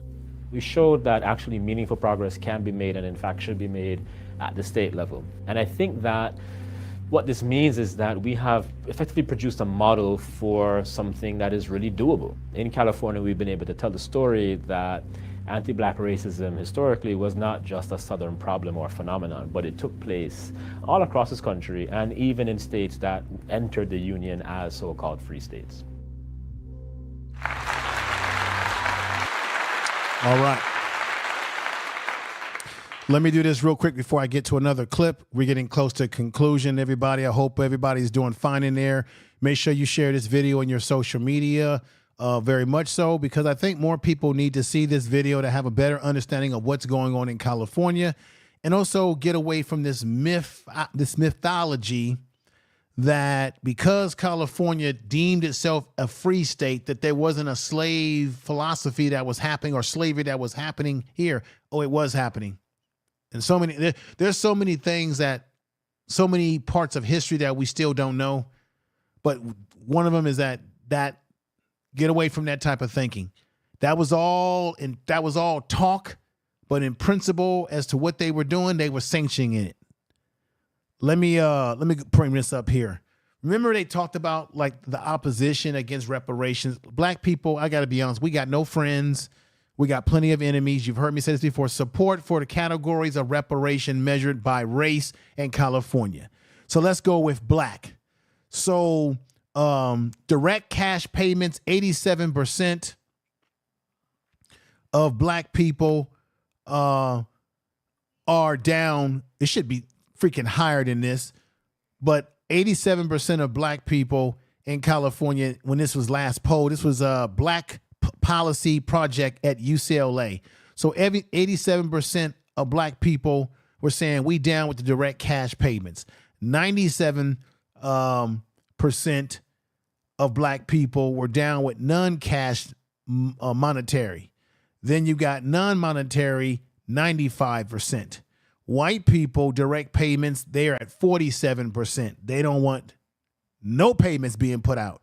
But yet when it comes to non-cash monetary, white people agree with that at 86% because they don't want you getting shit. Now, everybody keeps saying that black people and Latinos, oh, we've got some type of brother and sisterhood, that there is no correlation between us, because within the Latino population at 66%, 66% of them agree with the direct cash payments, but 93% of them, even more so than white folks, 93% of Latinx agree with the non-cash monetary. More of them are saying, yeah, we're down with it, just don't give these black folks nothing. But they'll be the first ones to come to us and tell us to support them in their plight. They'll be the first one coming to us telling us to support immigration and the migrants that come over here illegally and be dumped in black communities like Chicago and New York and become a problem for black folks in our communities. But at 93%, they down with us getting no money. Non-cash monetary, that's in the yellow. I'm reading the chart to you. In the non-monetary, meaning get nothing, 88% are down with it.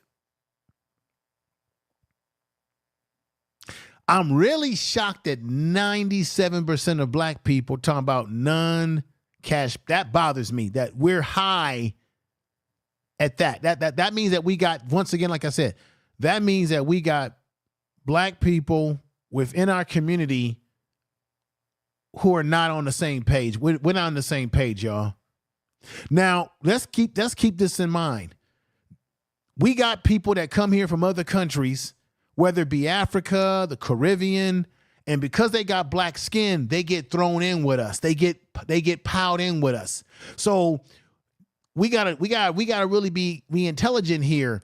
We don't know how many of this 97% of black people on this scale of this percentage in California. We don't know how many of those people are not what we call a lineage, meaning these might be black people who have no connection to our history, no lineage to our history, and really don't give a damn because they've got no connection to us. Because remember, we got a lot of people coming here from various places in the world who got black skin. They get thrown into the category with us as Black American, which is why black people have been trying to delineate ourselves, whether it be ADOS, some people want to say FBA, whatever you want to say. Some people say freemen, but we got black people that were born here that have lineage to this land that you saw in this video.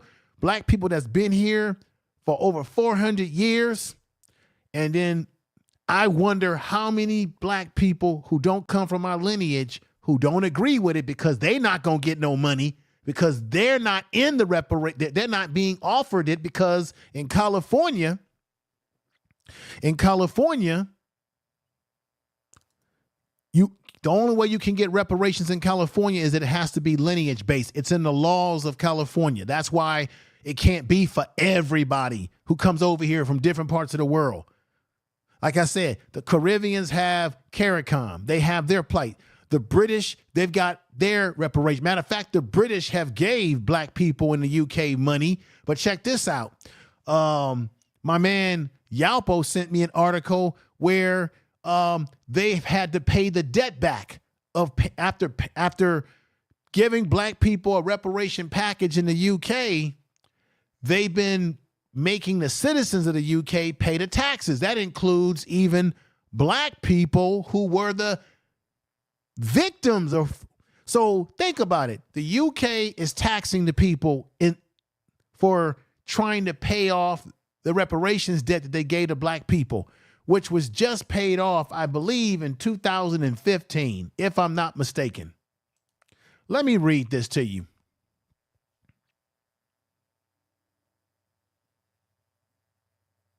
It's hard to believe, but it was only in 2015 that, according to the Treasury in Britain, taxpayers finished paying off the debt which the British government incurred in order to compensate British slave owners in 1835. So let me correct this. They didn't give black people any money in Great Britain. When the slave owners lost money because they freed the black slaves in the UK, Great Britain was taxing the people to pay the slave owners or the descendants of those slave owners money back for them ending slavery for those black people in the UK. I want to correct what I said. They didn't give black people in the UK any money.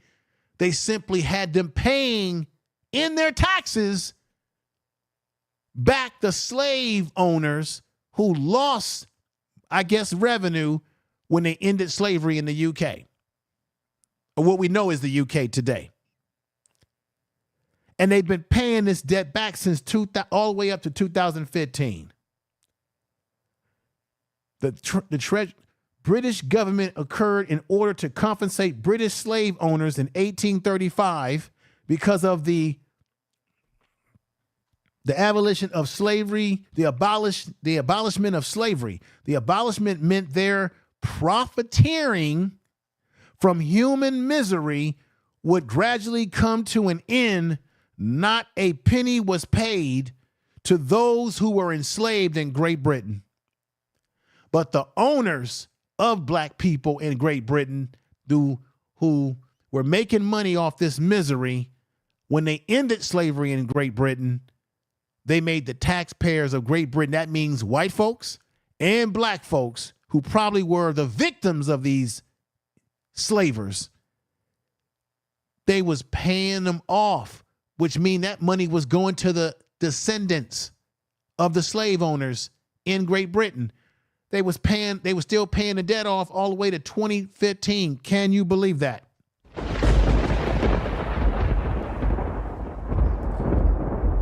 And so the reason why this bothers me, 97% of black people who agree with the non-cash monetary programs, but they don't agree with the direct payment, I just wonder how many of the people that they interviewed are actually from our lineage. Because if you're not from our lineage and you don't agree with it because you ain't gonna get no money, then hell yeah, you gonna say, nah, I agree with non-cash payment. Then you're gonna agree with that. So that's why when we look at oh, black said this, you always have to wonder what black people that they interview, where did they come from, and what is their connection to our plight? You just have to ask that question. We gotta be honest about this. Asians say 46% of Asians don't want us getting paid shit. 86% of them are down with the non-cash payments. So nobody's down with us getting any money, but everybody else can get money. Native Americans, nobody's got a problem with Israel getting money, Jewish people getting money. Nobody has a problem with the Ukrainians. Nobody has a problem with that. But when it comes to us, everybody's got a problem with us getting a bite of the apple. Unbelievable. Tell the truth. Let's get to this video right here, y'all. Thank you for being here. I appreciate everybody listening, being patient with me today. Let's get to this video. This video is real short. When this leaves and comes to us in the legislature, goes to the Senate and the Assembly, it's almost like passing the baton. Mr. Bradford and I will then have to carry it through the legislature and onto the governor's desk. The proposals released in the California Reparations Task Force's final report were just that, recommendations. It's now up to the state Senate and Assembly to turn some, all, or none of those suggestions into concrete policy proposals. And even in a state where Democrats hold a supermajority like California, the political calculus involved is far from simple. We have this momentous task of trying to get legislation and budget recommendations done, especially in this tight budget year. Fortunately, all of the California Legislative Black Caucus, all 12 members, have joined in the fight to make this happen. We're looking at probably a 5-year strategy on how to do this. But most important, Mr. Bradford and I, this is our last year in the Assembly and the Senate.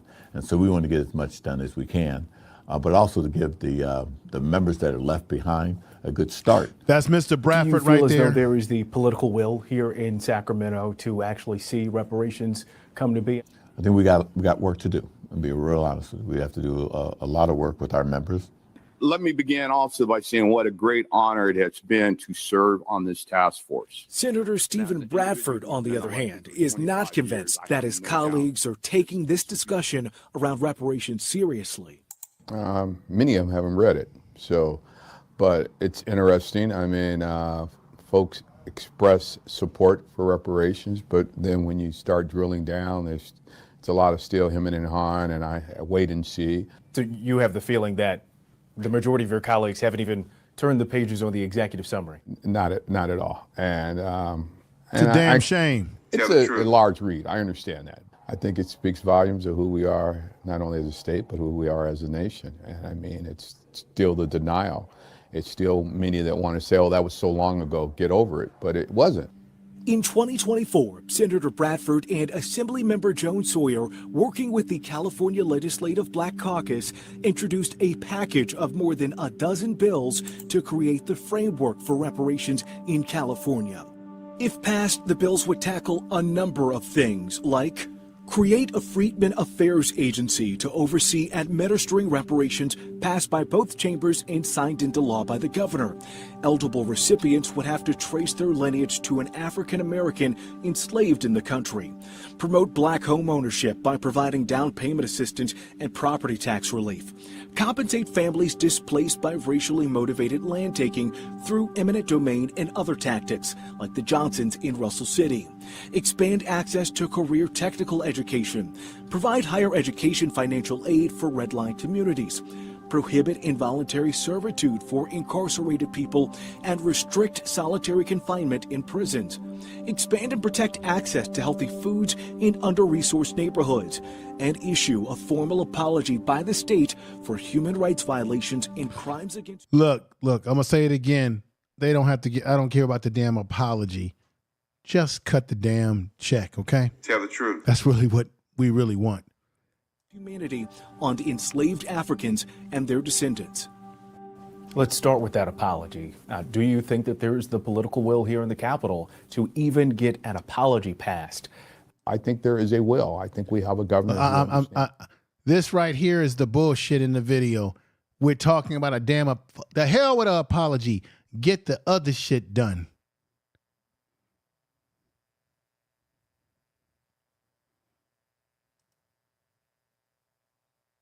Let's go ahead. That many who attended the task force's meetings have demanded. We want direct cash payments, right, just like how the stimulus was sent out. Direct cash payments for black Californians that can trace their lineage to an enslaved African American. Earlier you mentioned you out and about running into constituents. They very much seem invested in this work. And some of them even saying, cut the check. What is your response to those folks? The reparations is more than just a check. The amount of positivity that's going to come out from the See, this is what I'm talking about. This is what I'm talking about. This is our problem. We can't be on code. Why would you sit up there and say that it's more than just a check? We know what you all are trying to do with the other programs, but that's still an important component. See, the cooning around has got to stop at an all-time high. It's got to stop. We understand that you're doing other things. You're creating other programs as part of it, but cutting a check is necessary. Everybody else has been cut a check. There's people that have lost land, lost homes, like the Johnson family that lost their home and their property in Russell City when there was a Russell City in the East Bay of California, not that far from Hayward, California, not that far from Oakland, California. Come on, man. Sent out the National Guard, the 101st Airborne, to escort them to school every day. They were threatened, beaten, crosses burned in their family Right. home. He's related to the Little Rock, I think Little Rock 9. He's related to, I think, one of the black people that went to school and had to endure the racism, the white supremacy down there in the South. I think it was in Arkansas, one of those schools down there. I get it, brother, but that should be convincing to you that a check is necessary to be cut. God, man. This resolution is approved, same House, same call. The resolution is adopted unanimously. When I see the way that this is spreading, when I see that a spark has been lit, and that people, when you talk to them about this repairing the harm framework, you see the fire. And that tells me that we will prevail. Let's be clear about what reparations means. A growing number of states, counties, even cities have set up groups to study the lingering effects of slavery and anti-black racism. The creation of these groups has not guaranteed support for reparations, however. And to those who think that even having this... Now, this is the governor of New York. You know these politicians are going to use this issue as part of their wedge issue to get elected, to convince black people to vote for them. The governor of New York, this lady right here, she doing all this talking, but they haven't moved forward with anything in New York. Just want to let y'all know that. Conversation is unfair or wrong. I say it would be wrong not to have it. Though there has been some momentum in recent years. In 2020, California was the first state to create a task force to study the harms of the state's anti-black policies and develop a plan to make those affected and their descendants whole. In 2021, Evanston, Illinois became the first city in the country in modern history to pay out some form of reparations. No, that wasn't a reparations. Tone Talk talked about this. Yvette Carnell talked about this. The Evanston, Illinois situation was not a reparations. That was a home program because black people got their homes taken from them.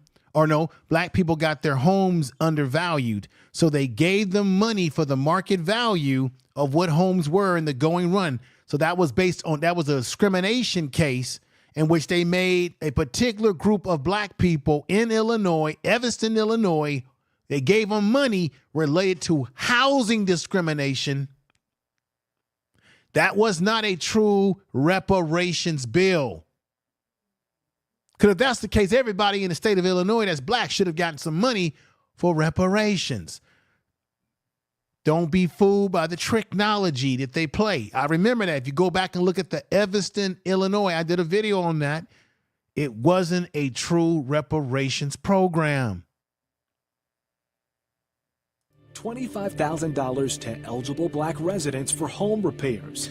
For home repairs. That's not a reparation. You had black people in Evanston, Illinois, who had homes that were in ill repair and had homes that they were struggling to take care of the mortgage on, and they gave them $25,000 for a home repair. You see it right there. That's not a reparations program in the truest sense. It was a housing program. 16 lucky residents received the money out of more than 100 applicants. See, listen, out of 100, you see the technology that they play here?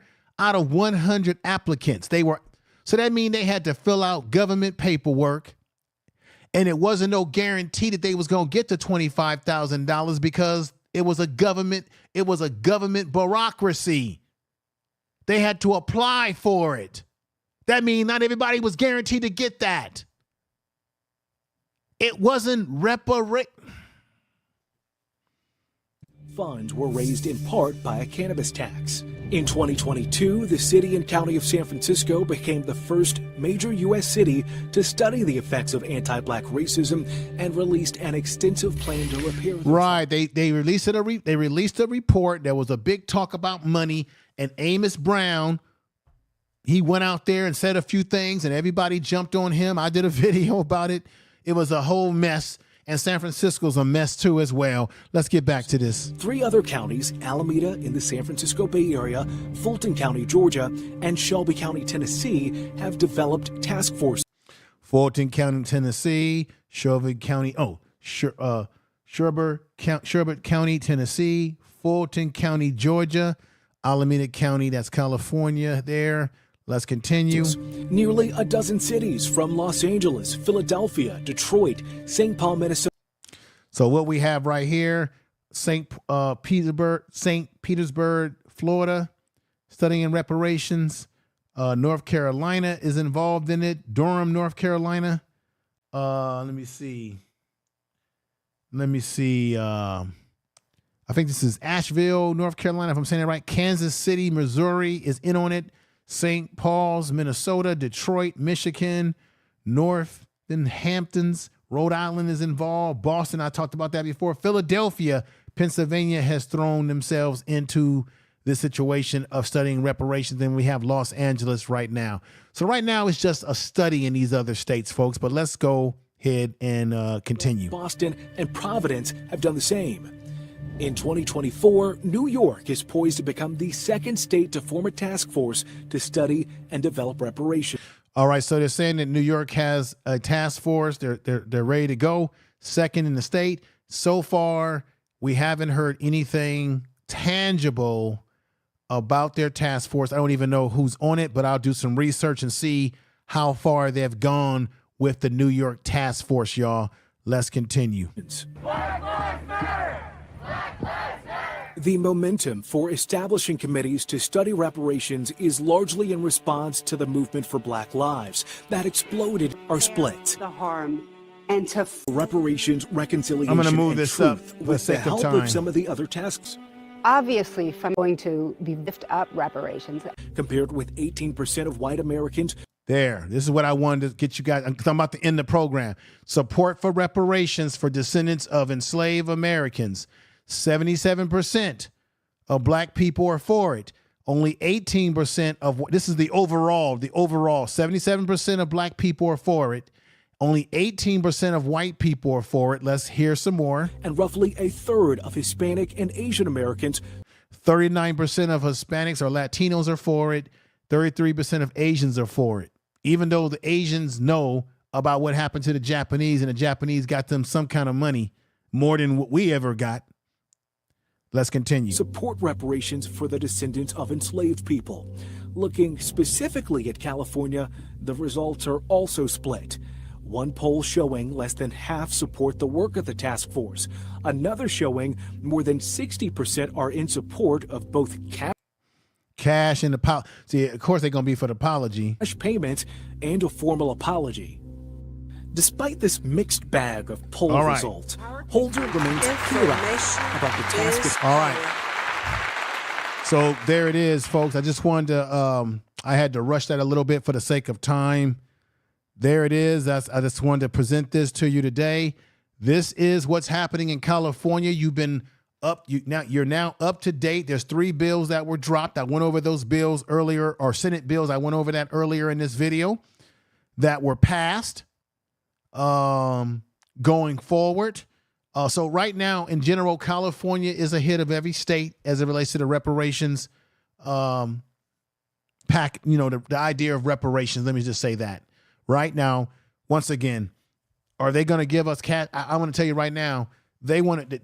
When you've got black people on the task force that are doing everything they can to avoid the issue of cash payments, but they want to just create these bureaucracy of these programs, then you know that we're not on the same. These damn politicians are not on the same page with the people who are telling the people who told the task force in California, when over the last couple of years we've been having all these meetings here in California, that they want cash payments And yet these damn politicians are still trying to avoid the very thing that the people are asking for. We got a problem. And I see it as a problem. And we just got to see how this whole thing goes forward. So I'm trying to see if there's anything else that I wanted to present to you as far as videos or any other clips. And I think I've done it all, folks. I appreciate you all in the chat room for rocking with me today. I know it's been a long stream. This stream was not exciting. It was more educational. But this is important because what's happening in California could easily be used as a blueprint for other states. You saw in that video where they're talking about New York, Philadelphia. These other places are slowly trying to get themselves going with this whole thing. We're going to see how it all pans out. I really appreciate you all being here today. Tell the truth. And with that said, let's get on out of here. And everybody, y'all take care. Tell somebody that you love them. And share this video on all your social media. Make sure you like this video. Tell people about the channel. Share the video. Watch the video again if you like. I put a lot of stuff into this video, a lot of information that can be helpful for anyone as it relates to this issue. Once again, California did have a slave system from 1848 to 1865 in what we call the Great Frontier. California even created a escaped slave law. They did all sort of shit. So don't believe the hype when they start telling you that California didn't engage in this system called slavery. Yes, they did. Yes, they did. Y'all take care. Peace. Peace.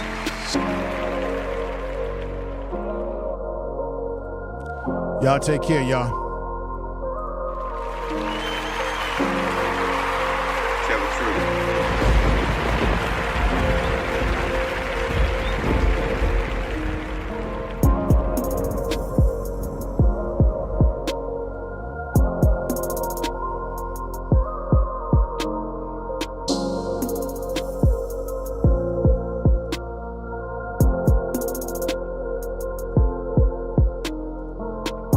I appreciate everybody in the chat room that's been rocking with me today.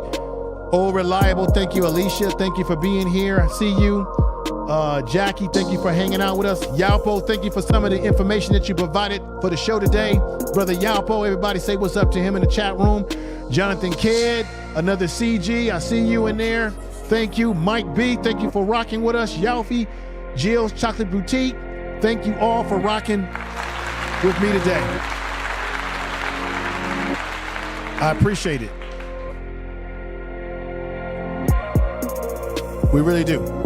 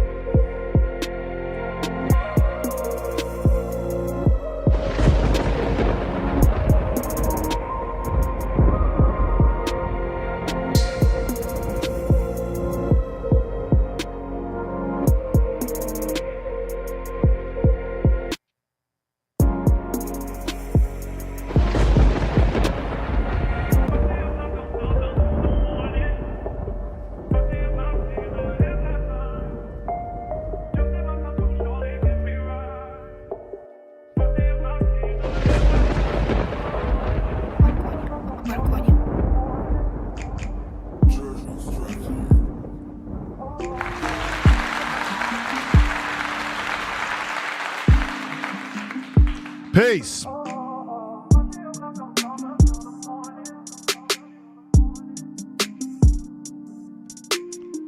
you for watching the Information Man show today.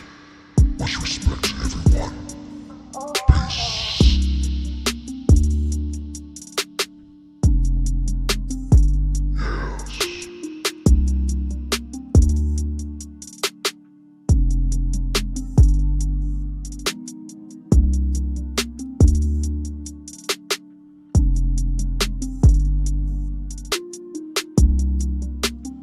Tell the truth.